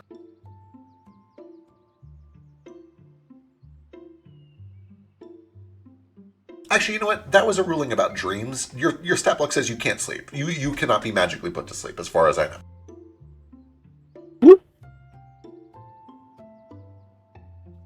So theoretically, me and Ethan could enter from the wrong side of the lake and be fine. True. You can do a But pincer. you get taken to the same place regardless. So Correct, yeah. Makes sense. Oh, I was thinking that was only you get taken to the same place if you enter at the right Yeah, same. location. Oh, if you always have to enter the same spot, they have a perfect, like, Real good ambush spot. that's why I'm more pro corpse bomb. I do kind of like that. Do the items go in the same speed that we do? You've worn things in. I don't know if you've ever tried to send an item through unoccupied. I mean, you nat 20'd. You critted. I gave it to you on a crit. Yeah, items follow the same rules. So you could theoretically like throw something into the lake and it would disappear after about 30 seconds.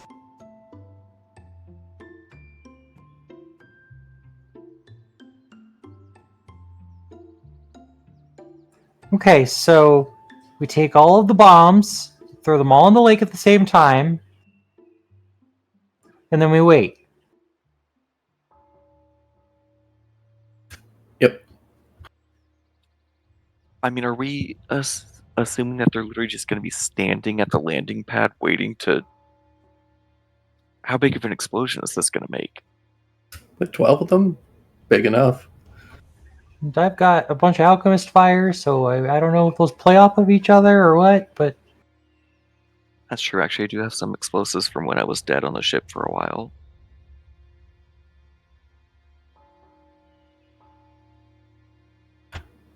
Just figure they're ready for us regardless, so there's a bunch of harm in us. Strapping Trying these. to soften them up before we jump in right after. do you think if I made a bunch of lava on top of the lake that it would turn into a rock and crush them by the time it went through?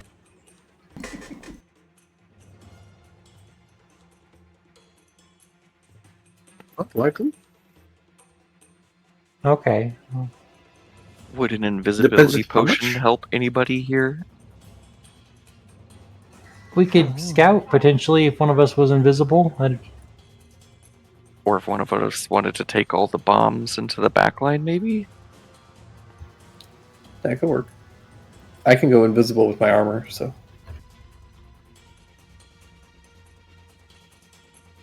Else is good at stealthing. It's not I. I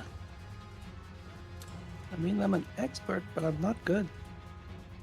Now what? Fuck does that mean? I'm an expert stealth, but I'm not very good. Okay.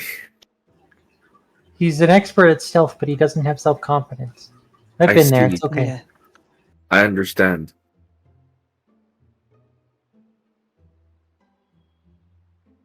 I Now's the mean, time. I'm a bit of a stealth master, but Would you I'm like also to do the bigger than bomb? like Tex. I'm a master of stealth, but I don't have hands. Would That's you a like to do fair it? point. I maybe I can do it. I'm here not to be duplicitous, I guess. I have to be not weird. I think being sneaky would be kind of strange. What do you mean? For me to be here, to You meet, can be invisible. That's good for you. uh, Do you not have one of these yet? He gestures at the masquerade scarf. Don't What's the other spirit weavers have some sort of deal with Somnum? Like, you're not supposed to mess with them, right? right, but like, what are Tex is what's singing our again. actual goal here? Like, we're gonna like get rid of these agents are dangerous, yes, but then we're gonna talk, right? We're gonna talk, or No. what's happening? Sorry, carry on. Carry this conversation on, but you probably got a dream last night, and let me go pull up notes. But keep talking. Oh, God. Keep talking. Keep talking. We're going in there. I'm going to kill everybody, and then you're going to do your spirit weaving thing to release Somnum. Oh, On that note, before we Yes. continue this conversation, I completely forgot that behind the scenes, the interrogation has happened. Let me get from any three people just a d20. High is good. hi.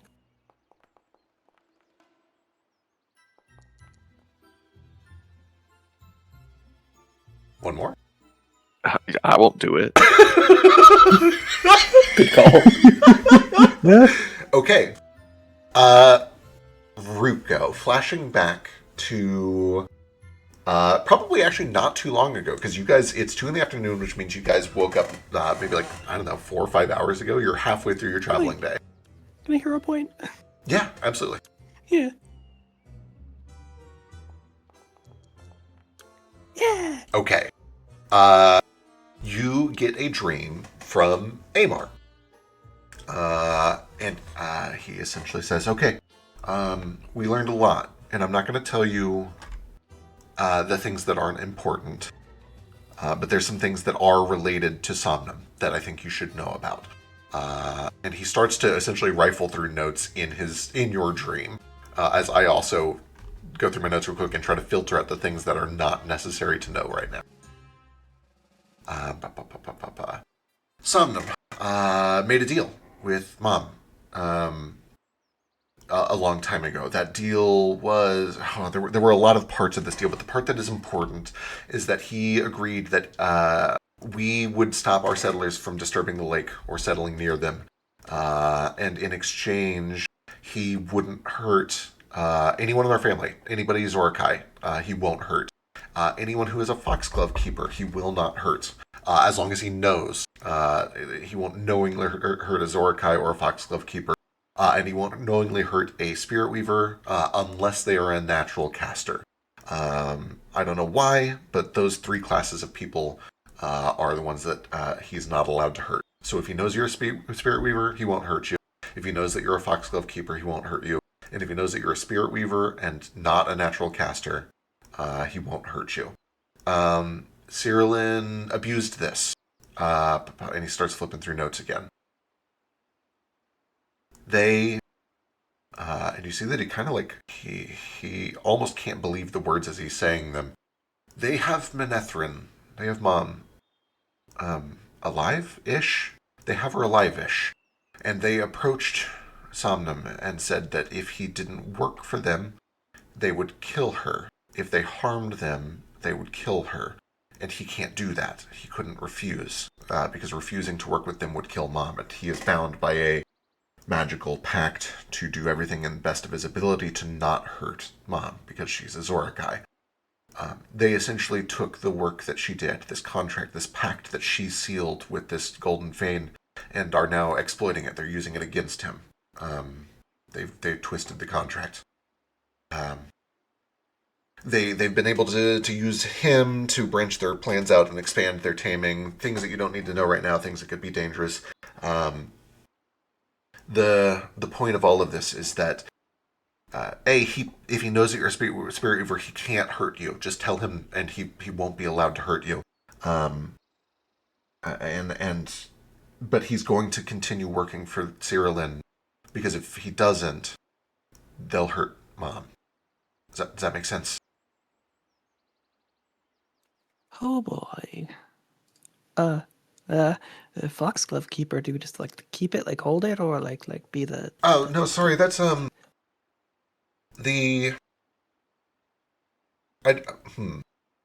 don't know if you need to know all of these details yet, but it has to do with these sites of power around the world. The people who watch over those, they're like gardens. The people who watch over those gardens are called Foxglove keepers, and Somnum can't hurt them either if he knows. Okay. All right. Yeah, I'll tell them. Okay, so jumping back to the future, you're able to pass that along in this conversation. Yeah.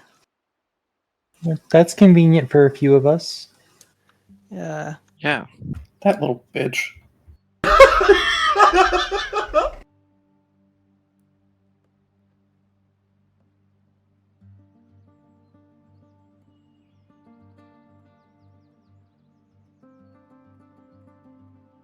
So is that just mean that Ethan and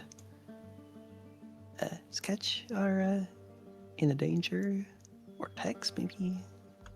Tex presumably also in danger. Well, I mean, the ambush can hurt any of us. That's also true, yeah. True. Okay.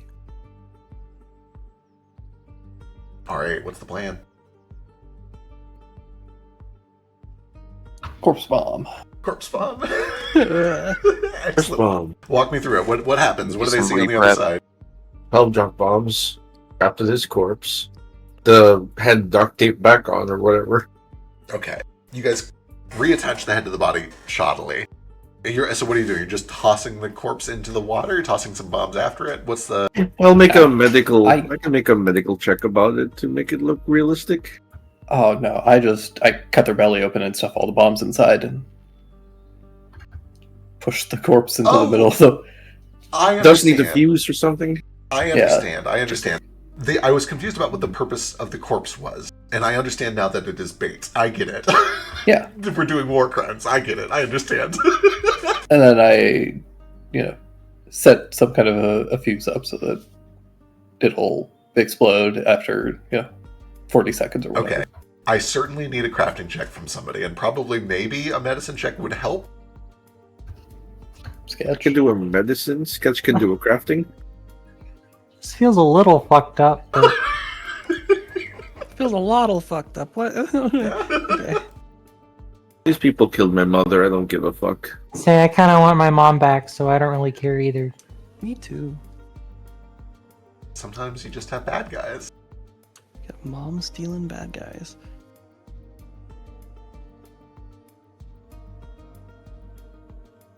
Okay. You guys are able to stuff a lot of explosives into the belly of this elf. Stitch it Is it shut. 12? How many do we want to use? I was Do going we to say, want to save some? you tell me how many you're using. We have 12. How many can we fit? I took 2 personally. Yeah, I held 10 of them because no one else kept them, so I have them with me for anyone to use. I also have some explosives. I don't know that I will ever use if you want to throw them in there. Sure, I've got let's a just goo make a grenade. cocktail. I've got a goo grenade, a frost vial. Sure, why not? We'll Let's just have put everything in there. I've got a bottled lightning and some alchemist fire. We're committed enough to this plan that I can now do exactly what I did for the other group, who also opened their adventure by tossing every explosive they have into enemy territory. I'm so glad that both parties have now arrived at the same strategy. Give me a list of every explosive you're chucking in there. Just type it in chat. Do you want to do 6 of the junk bombs? That way we have 6 left. sure. Yeah, I'll subtract 4, but we have 6. I'll subtract my 2 then. I would say great minds think alike, but what you guys are doing is sick. You know what? I'm sorry that the genociding Nazis kind of deserve it. Oh yeah, no, I'm on the same team. Yep, don't worry. They killed my brothers, my Yeah. little brothers. They deliberately are torturing children to turn them into demons. Like, I have no sympathy Yeah. for them. Yep. They wiped out an entire village for one David. Okay. Alright. Okay. So that's 6. Let me type that down. 6 junk bombs. What type is it? Moderate? Oh god, whatever's in your inventory. Let's see. Greater, actually. Oh my god. Oh. They're greater. Holy fuck.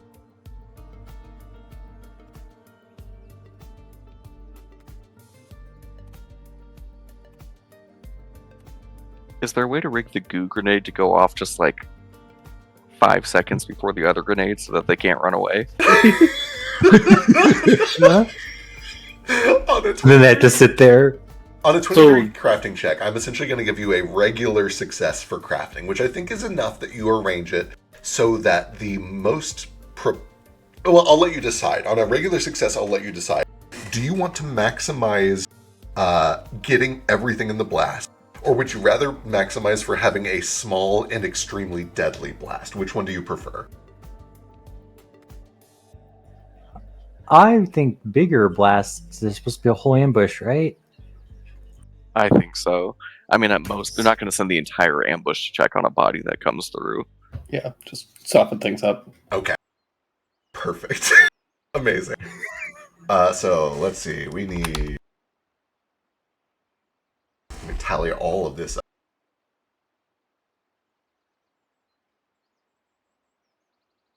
Let me tell you, you probably don't need to. It's going to be pretty binary, I think. Yeah, I think you might be right. There's a lot of bombs here. Let's see. D6.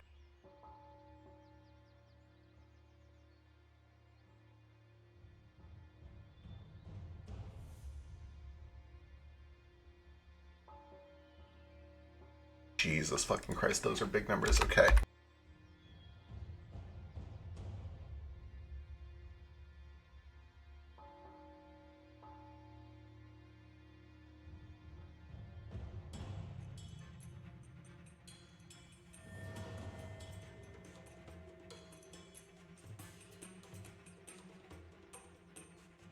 Six greater junk bombs? Oh my fucking god. Oh my fucking god. Oh my god, he fucking dead. 6 times 3d8, so 18d8. Yeah, you might be right. I might be wasting my time here. So, Ruku, do you think it breaks the pact if we commit a war crime in the zone? Yeah. Okay. Well, maybe. Well, As long as you're not involved, it's fine. I'm just astonished what you guys are doing. I'm not. Hey. I'm not. Have me know that I said maybe don't, but I'm just here to get Sonam's help, and I figure if Tex approves of it, the other one will probably approve of it. So We have to be pragmatic about this. I'm gonna have a horrible nightmare about that later. Don't worry, but you know. I'm having Oh. awake nightmares. Good. Maybe it'll distract the people trying to read our dreams. Well, it didn't distract them when I was having a good dream. Well, good, bad dream, either. They seem to just look past that. Oh my You god. poisoned your ex. This is the thing that's going to give you nightmares? Well, yeah, this took a lot longer. I had to, stitch it up and shove it in there, and ugh. Good The handling. other one was by the way. just, slip the potion in and then deal with the consequences of my actions for the rest of eternity. It's pretty even, really. Yeah, we watched him like foam at the mouth and croak. It's pretty visceral. Jesus. Love to see 94 damage. Yeah, Jesus fucking Christ, guys. Yeah, I jump in right after. Yeah, I assume that you guys follow right after this bomb. You count to 4 so you know it's exploded and then jump in. Is that true? Yeah, Yes. yes. Yeah. Probably catch 6. Set the fuse, Give it Okay. Good give rub. the smoke a little time to clear. All right. That sucks, man. That sucks a lot. Okay, this is going to be a much quicker combat than I thought it would be. All right. You made a choke point. We just took advantage Yeah, of you it. I should have expected this. I should have known better.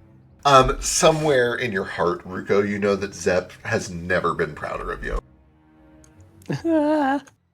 Okay. Let me drop some tokens over here. Deep down, I also hope this is a message to Ava. Hey, control your children, or they're gonna end up like this. Wow, like this. So rude. I don't know, just chunks. Oh, I thought you meant us. You meant the chunks. Yeah. That makes more sense. I thought you were trying to make it a moral lesson. No. Okay. Well, as you... Okay, there must be at least like a 30-second... Well, I guess not really. Yeah, okay. You guys wait a few seconds. You time it out so that you show up like maybe 6 or 7 seconds after you're pretty confident the explosions have all gone off. And it's weird, like lighting this fuse, and you push the body out, and it bobs up and down in the water, and then whoop, disappears. And then a few seconds later, whoop, you appear into carnage, into just absolute indescribable carnage. The thing I think that is probably most strange about what you arrive in is not the smell of iron that fills the air, or the red that bleeds across the ground, kind of scattering through this like shimmering mirror-like water everywhere. But the fact that it is so quiet, and that there's nobody screaming, there's nobody wailing in agony, because there is mostly just chunks and not people left to scream or to agonize. There are At least it was quick. there are a few things that are still up and going. I'll describe close enough. First of all, the chunk. There's more, but you recognize chunk just all around you. Just low-level temple guards that were set up to ambush. The thing that kind of stands out to you is that there is a series of glowing chunks that have bits of like feather in them. This something like a very large peacock or chicken has been blown to bits. And you can see that its feathers glow bright as the sun. Although, as you get in, the glow is fading rapidly.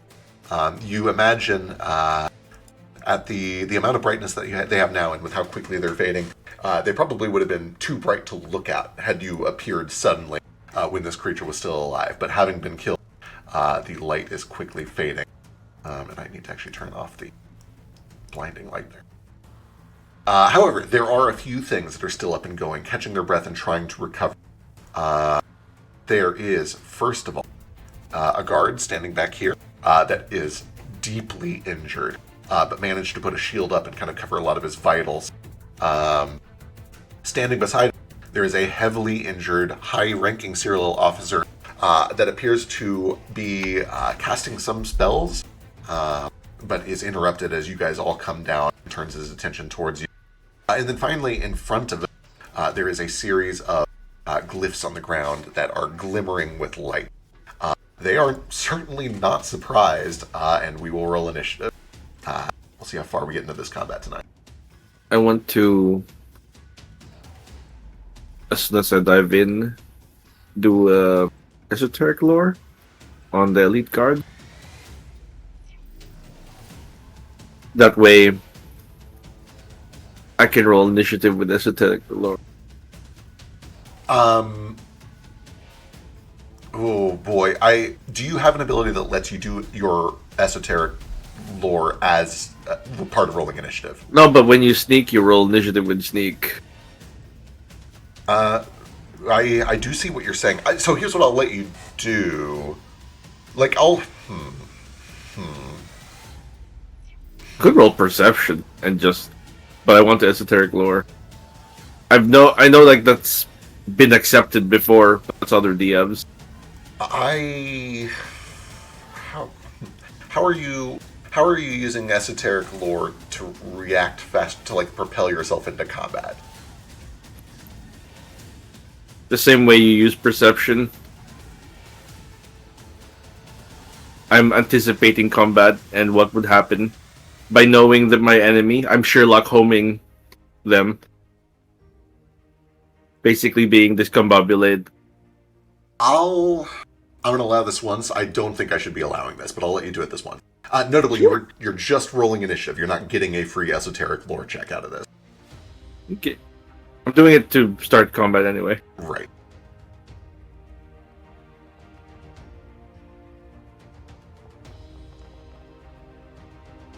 Are we in water or standing? It is like an inch deep water, essentially like a wet sidewalk. It's not so bad. No, it's not too bad. Not bad enough that it is like difficult terrain or anything like that. Okay, let's see. We got 1, 2, 3. We need Ruko and we got Ethan. So just Ruko.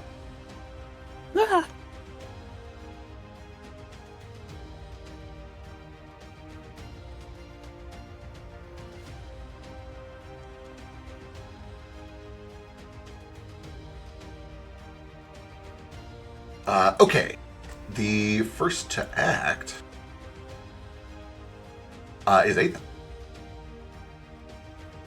Esoteric lore.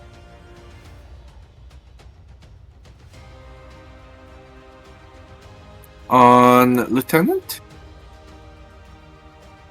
Not very good. Not super good. Is it a regular fail? Is it a crit fail? That is a regular fail. Okay, I still get something from it.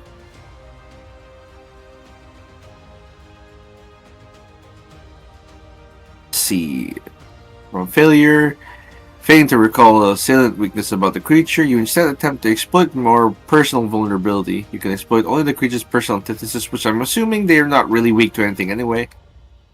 Your unarmed weapon and strikes against the creature also become magical. They weren't ready. So I still get the personal antithesis. Okay, got it. Cool. On Cyril Temple Guard, which one was the The higher rank one looks to be the one on the left here in the red garb. Oh, this Cyril Tamer. Yes. Oh, for some reason I read this Krill Tamer, and I was like, what the fuck? Anyway, I have my bow out. Okay. It's got a bola shot in it. I have to use one action to activate it, and then one action to shoot.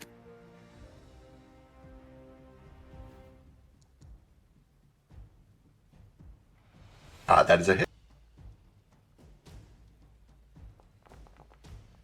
Because it's a bola shot, he's prone. All right, 31 points of damage, and the tamer is knocked prone. Yeah, also, personal, this is his damage. How much is that? Which is, let me check. I think it's 8. Exploit vulnerability. No, wait, mortal weakness? Nope. 2 plus half your level, we are... Yeah, it's 8. An extra 8. Okay, got it. Anything else? That's all? 3 actions. All right, that'll bring us to the Temple Guard. Oh boy, buddy. Oh boy, oh boy. Well, it'll stride. 10, 25. It'll stride again. Up to the nearest person, which is good. And he draws a curved blade and is going to swing. Ballsy, aren't you? Screaming, obviously terrified out of his mind. He is tripping over chunks of his fallen comrades and misses terribly. That brings us to Sketch. Like saving Private Ryan over here. I was going to use a big spell, but I guess this isn't going to take too long. Since he's up in my face, I'll just swing at him with the dagger. Oop, not that one. Where's my relic at? Oh, my relic is not drawn for some reason. What?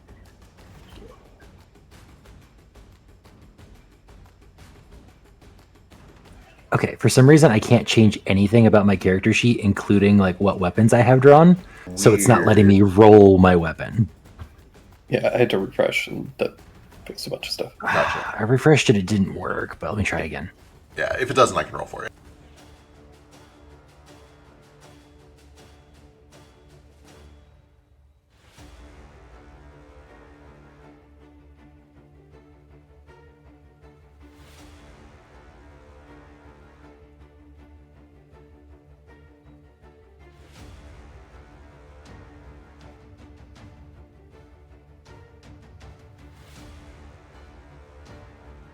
If you want to go ahead and roll for me, it's taken a while. I got you.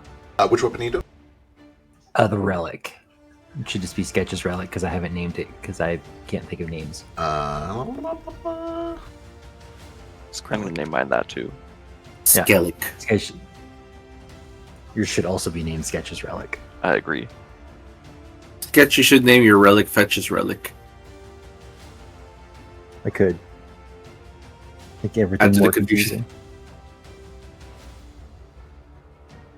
We should all name ourselves Sketch, so Ruko can always mistake us for Fetch.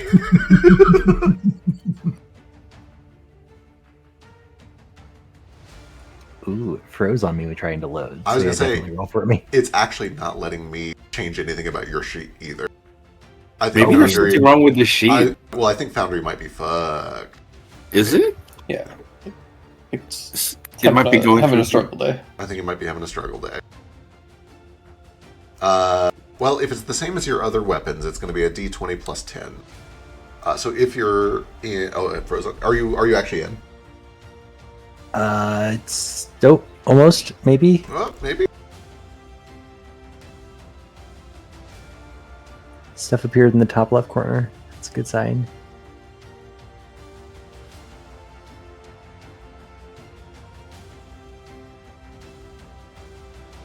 Nope, page unresponsive again. Amazing. Okay, I'm just going to roll a D20 plus 10 and we'll go from there. Yeah, it works. 14 is a miss. Oh no, I'll roll the other one when we do it. I'm here. Okay. you did it. You're here.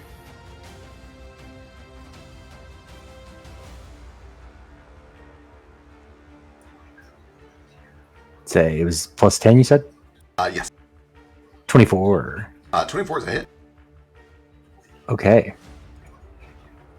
Does this just do regular dagger damage? I think it might.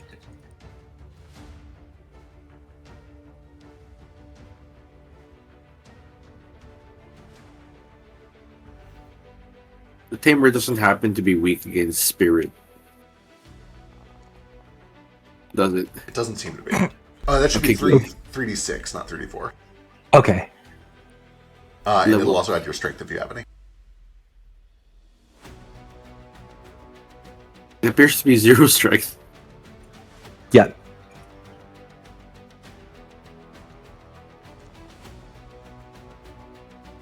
Okay. 8 damage. Okay.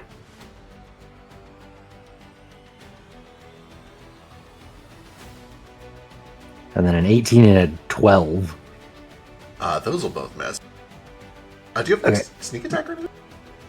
Oh, are you full druid now? I know you recently respec. I forget what you are. I think I'm full druid now, and I don't think I took the feat for sneak attack because I just like, oh wow, hold D6. Yeah, got it.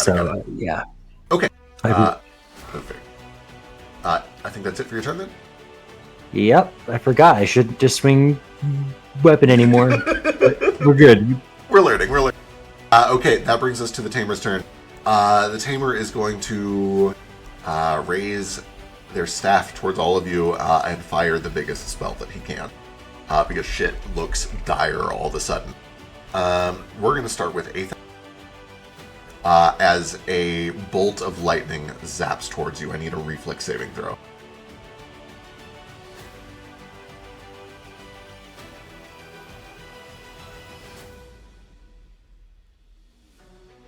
half. Regular success, you take half of 54 lightning damage. It then leaps to Ruko. Ruko, I need a reflex saving throw. Oh, nice chain lightning. It's chain lightning. We're chain lightninging. Stupid. Who would do that? I'm so upset right now. Save for half. Congratulations. At least it's not a crit, so you're still chaining. Yeah, I do get to keep Don't chaining. be so somebody... bad. You're right. I get to keep going until somebody crit succeed.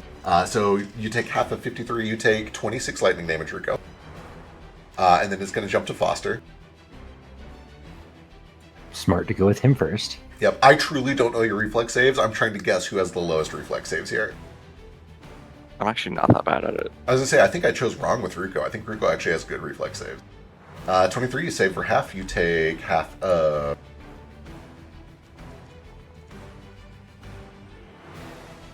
62. You take 31 points of lightning. We'll do Tex next.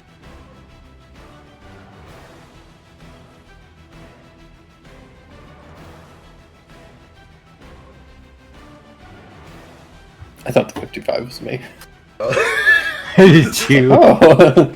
Oh my god, we got a full actual fail for all of 55 lightning damage. And then finally to Sketch, reflex save.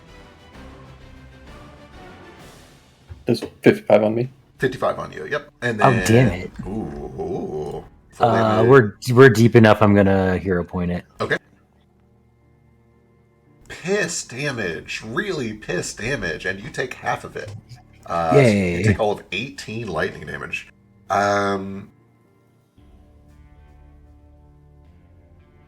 Is Eildwoad visible? Is Eildwoad out? Yeah, sorry, that's why I dragged her out here. Then yeah, I do need another reflex save from Eildwoad.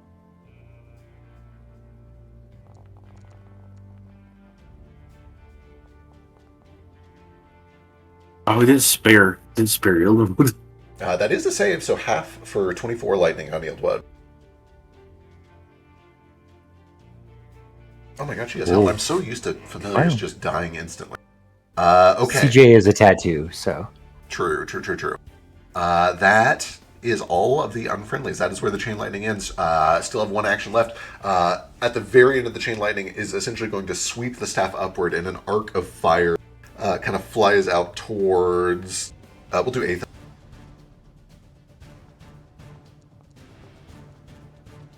Missing wildly. That is the end of the Tamer's turn.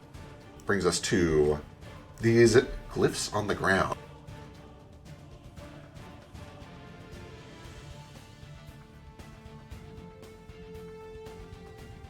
Begin to drift, zipping along the floor. And as they pass under each of you, there is a searing radiance that threatens to burn you. I need a reflex save from everybody here. Looking for a DC 19.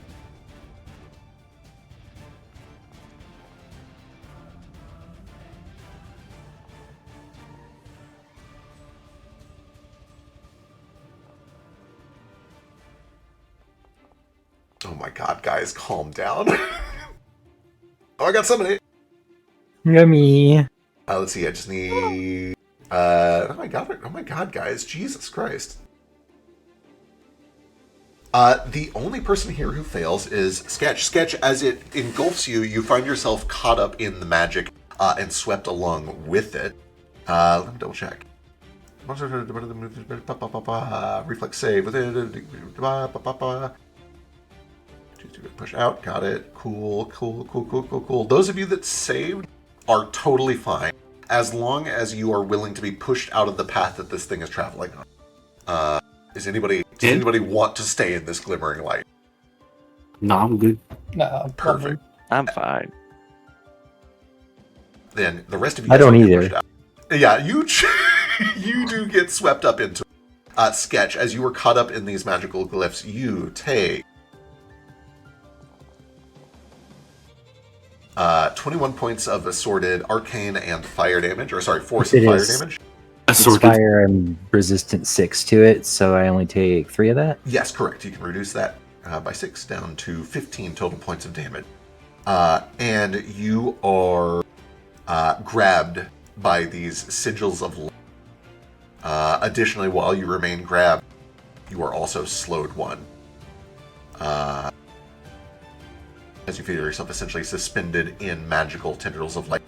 It is then going to reach out with one of these glyphs and just smack Foster. Okay, rude. 23 is a hit for. That's pretty rude. All we did was stuff bombs in your friend's corpse and throw it at you. Jeez. You don't have to take it personally. Yeah, big overreaction. Jeez, calm down, guys. 21 Just trying points to of live force up to damage. have friends. All right, that brings us to Rico. I'm gonna call her Deborah. What am I supposed to do? Deborah's a bomb. No, Ruko. You can start buffing if you want. Yeah. Inspire courage. You can also, I don't know if you have healing spells, if you want to blast them. I think it seems like he's pretty knocked up, like pretty fucked up, right? So maybe the blast him a little. Bit hurt. Yeah, inspire courage is one action. I can do him with I can wham bamboozle him with a bolt or something. Nice. Yeah, phase bolt's pretty freaking good. I'm gonna try that again. All right. After I inspire courage, everybody get some of this, and I get some too. Hell yeah. Wonderful. Woohoo! And blast him. All right. And attack roll. Rolla. 19 is a hit. Oh!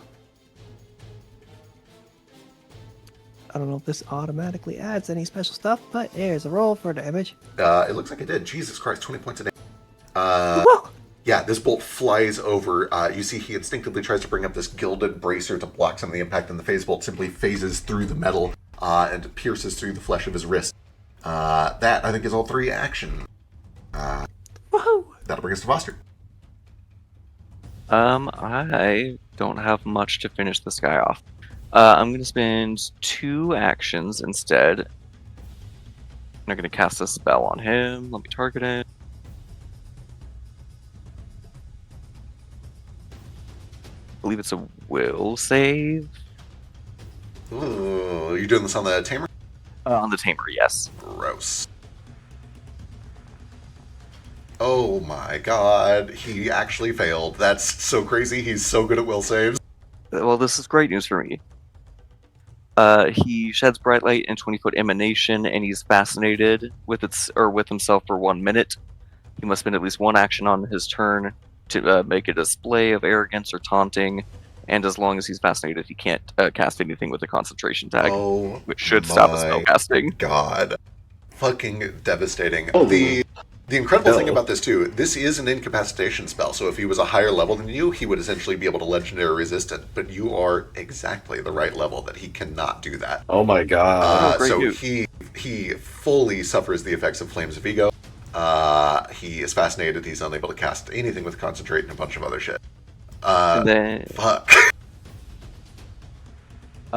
then I will. At the end of that spell, I will also activate my Seed of Stubborn Life. Everybody gets fast healing 2 for 5 rounds. I'll try to remember that. 'Cause Oh, I don't should have probably, the like- macro for it yet. I was gonna say I should probably add an effect for that, but we'll remember it for now.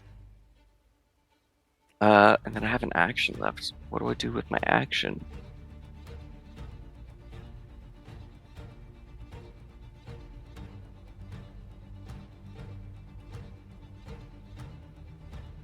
I guess I'm not close enough for anything. Can you save just 1 action?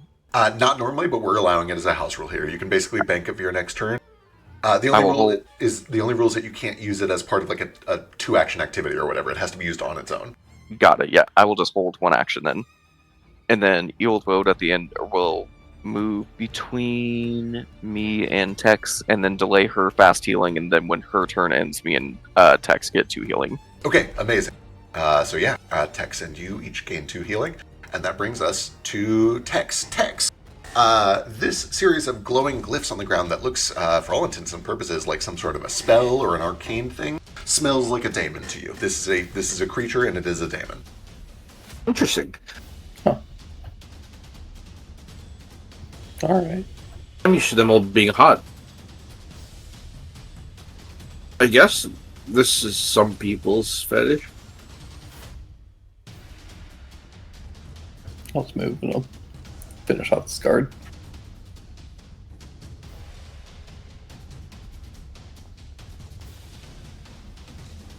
Uh, 23 is a hit. Ooh, that's a critical hit.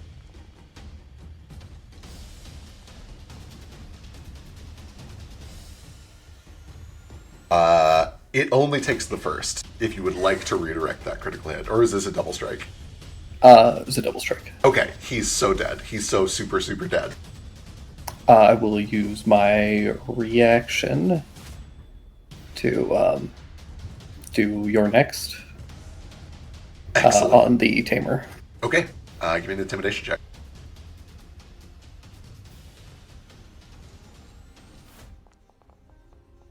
That's a 30. Jesus fucking Christ. That is actually not a critical success against all odds. His will DC is 23. But it is a regular success for one frightened, I think. Yes, I believe so. Okay, got it.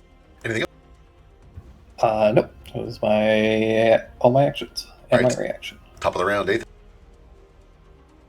It's me. You get 2 hit points at the start of your turn. Thank you.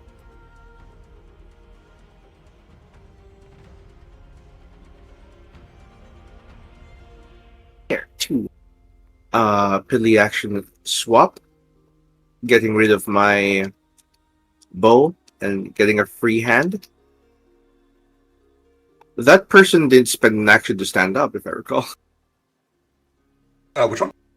The one I knocked over with my bow.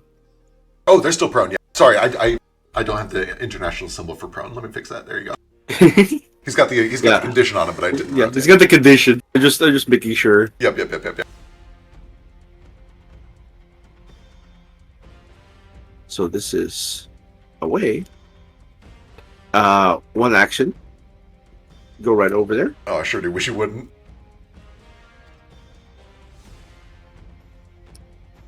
Second action. I'm going to intensify vulnerability. Okay. It just means I get a +2 to hit with all my attacks. Alright.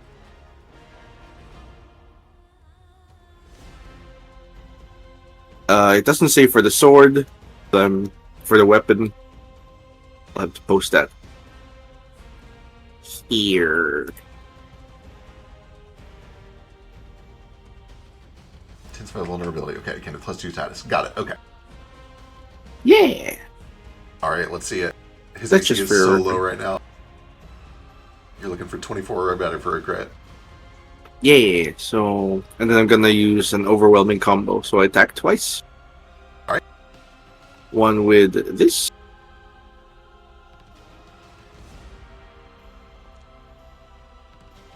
Regular hit.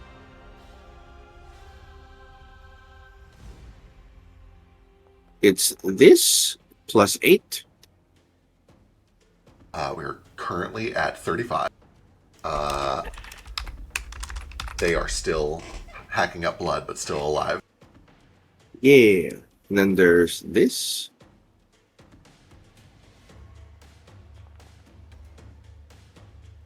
That's actually That's a miss. Yeah. Yeah. Does that have even the with the +2 built +2. in?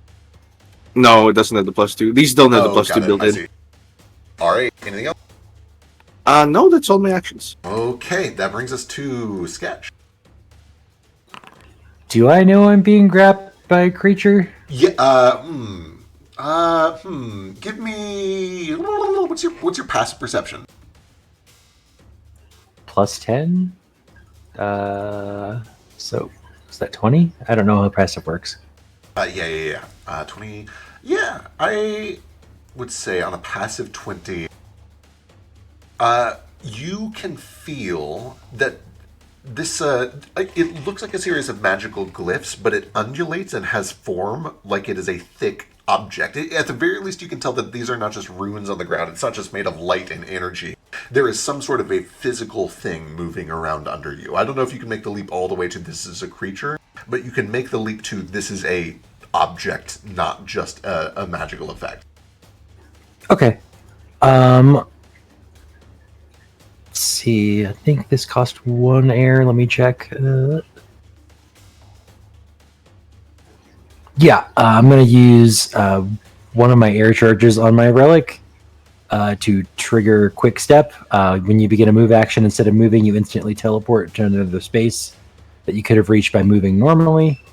This action does not trigger opportunity attacks or similar reactions. Son of a bitch. All right. If you use your next action to attack or hide, you get a +2 for that action. All right. You are essentially able to teleport free of the grab. Cool. I'll move here. Then I'll use my next action to cast Slashing Gust on both the Weird Glyph and the Tamer. Okay. Which one are you doing first? I'll do the Tamer first. I do not add map, though. Got it. 21 on the Tamer? That's a hit. Jesus Christ. 14 damage. And let's resolve the other one, and I'll tell you what happens to the Tamer. Blammo. Okay, cool.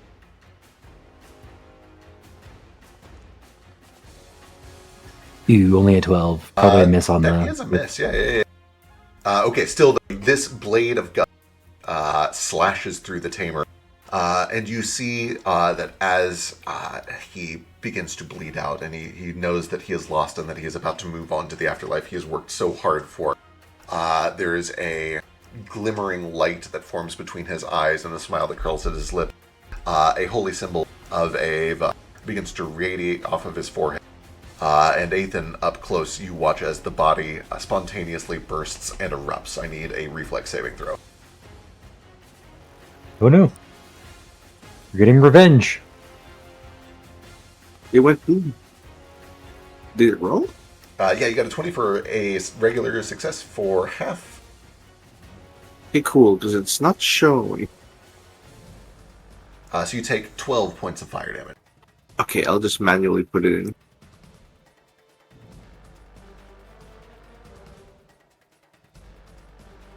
I think it'll last for like 5 turns because... Yeah, 5 rounds once I cast a 5th level spell. Yep. Okay. Effectively, assuming this fight goes smoothly, you will have gained 10 points by the time it's all said and done. Cool. All right, that brings us to the glyphs. Let's see. Oh, we did it. One would think, but then the glyphs turn and smack tap.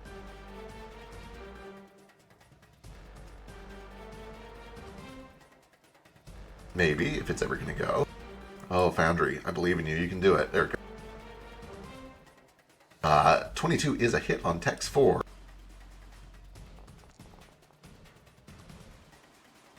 Uh, 22 points of force damage. And then this thing is going to, once again, go zipping through everybody. I need a reflex save from everyone except... Oh, it can actually get all of you. I need a reflex save from everybody again. Sorry, my thing is still loading. I had to refresh. Yeah, you're good. My reflex is +8 if you need to click it Oh on my the sheet. god. Sketch. I will get Ethan's for you. Yeah, it's not responding. You're good with a 20. Sketch fails, Tex fails, Ruko fails. Hero boy. Ah, jeez. Yeah, go for it. Hero point.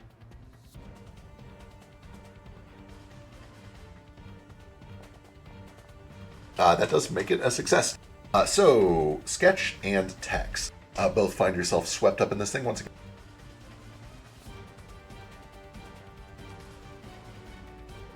Yo, stop it.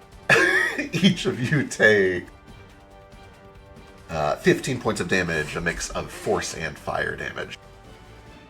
And that will bring us to Ruko.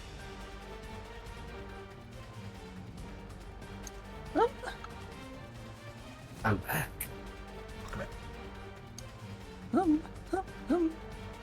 Are there things to hit? Are there? The only thing that's still going is this big shining series of glyphs on the ground has swept through Yeah. everybody, and it seems to have scooped up Tex and Sketch and has them trapped in magical hard light. Yikes! Are they awake? Can they like? They look like they can potentially like Yeah, struggle. they're struggling around. against Yeah, it? they can see you. Okay. That's good. Okay.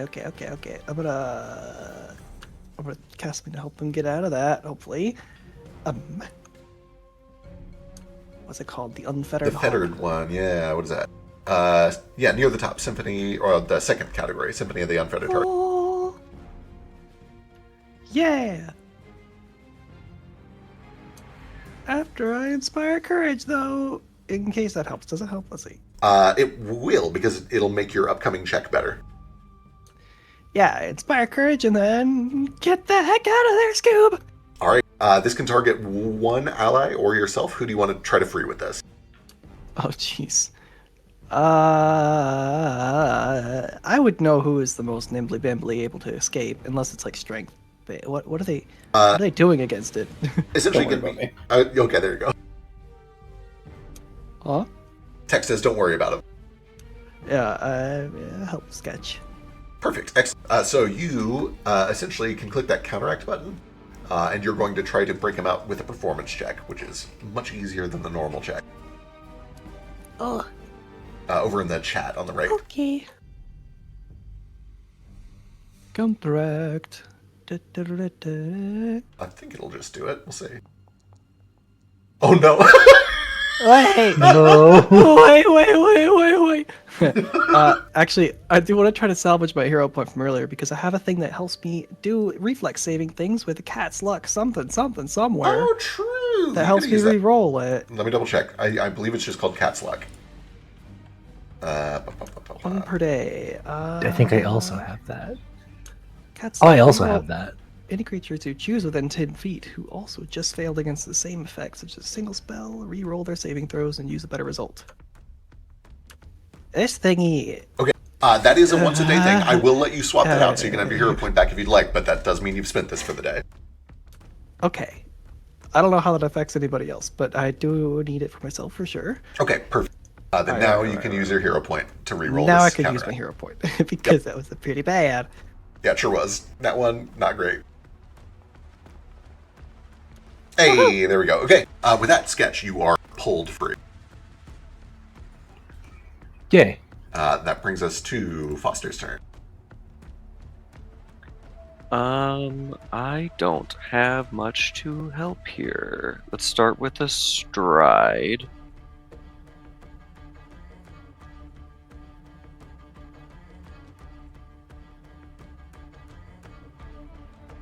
And then struggle. I'll spend 2 actions. I'm going to cast a spell on the glyph. All right.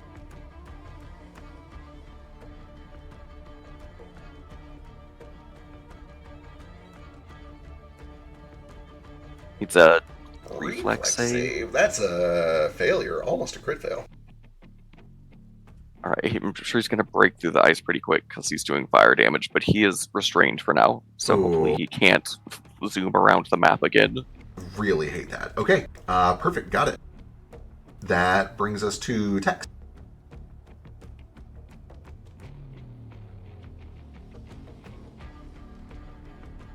I'm just gonna kill this thing.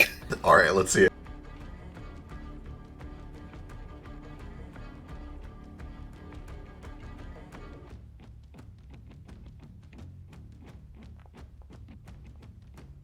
Uh, 18 is a hit. 21 is another hit. For 18 piercing. This one has holy damage, if that... It does. Does anything. So that adds an extra 5 damage to this from the weakness to spirit damage.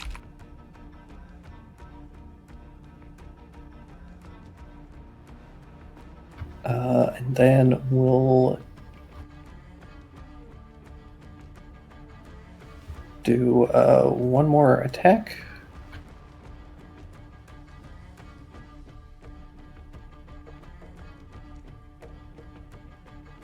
Uh, 16 still good. Another bit of spirit damage. Jesus, another 25. That is enough to do it. Cool. You guys all watch as the light immediately retracts into this thing. and essentially all that is left is this strange, almost clay-like substance that breathes in and out a couple times and then stops. And with that, everything goes quiet, and this, I think, is probably where we'll pick up next week. 2 weeks.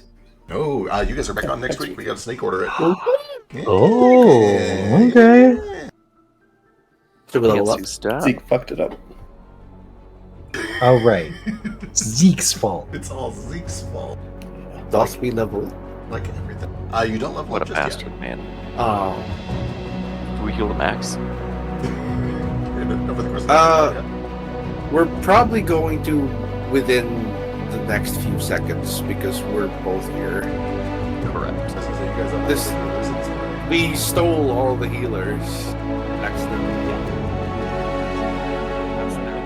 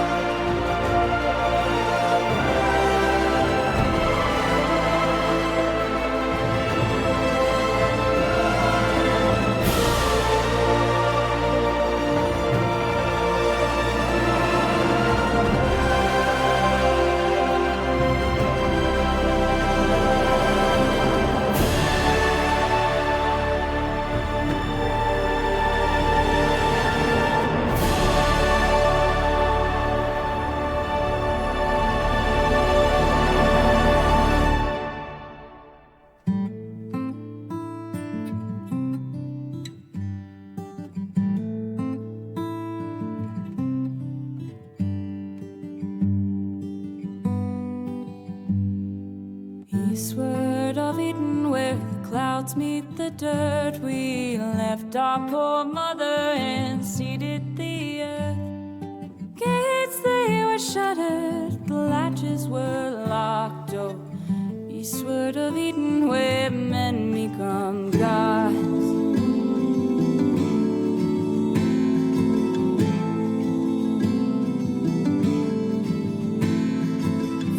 Though our people we toiled as one, the fruits of our labors thrived under the sun. Our children they fed to outnumber the stars. So eastward of Eden, where day turns to dawn.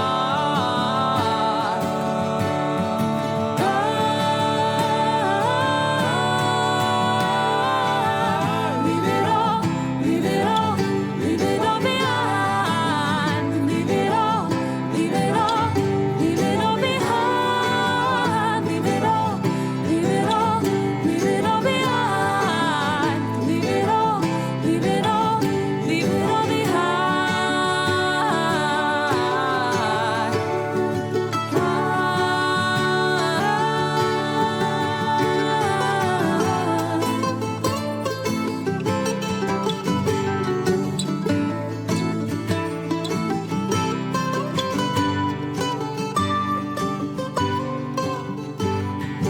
Watered our forests with fire and flood, and fed our own egos with our brother's blood. We starved every ocean till they ate up our shores. Oh, eastward of Eden, where we always want more. Our towers they rose up and set with the sun. Our servants they burnt us with fiery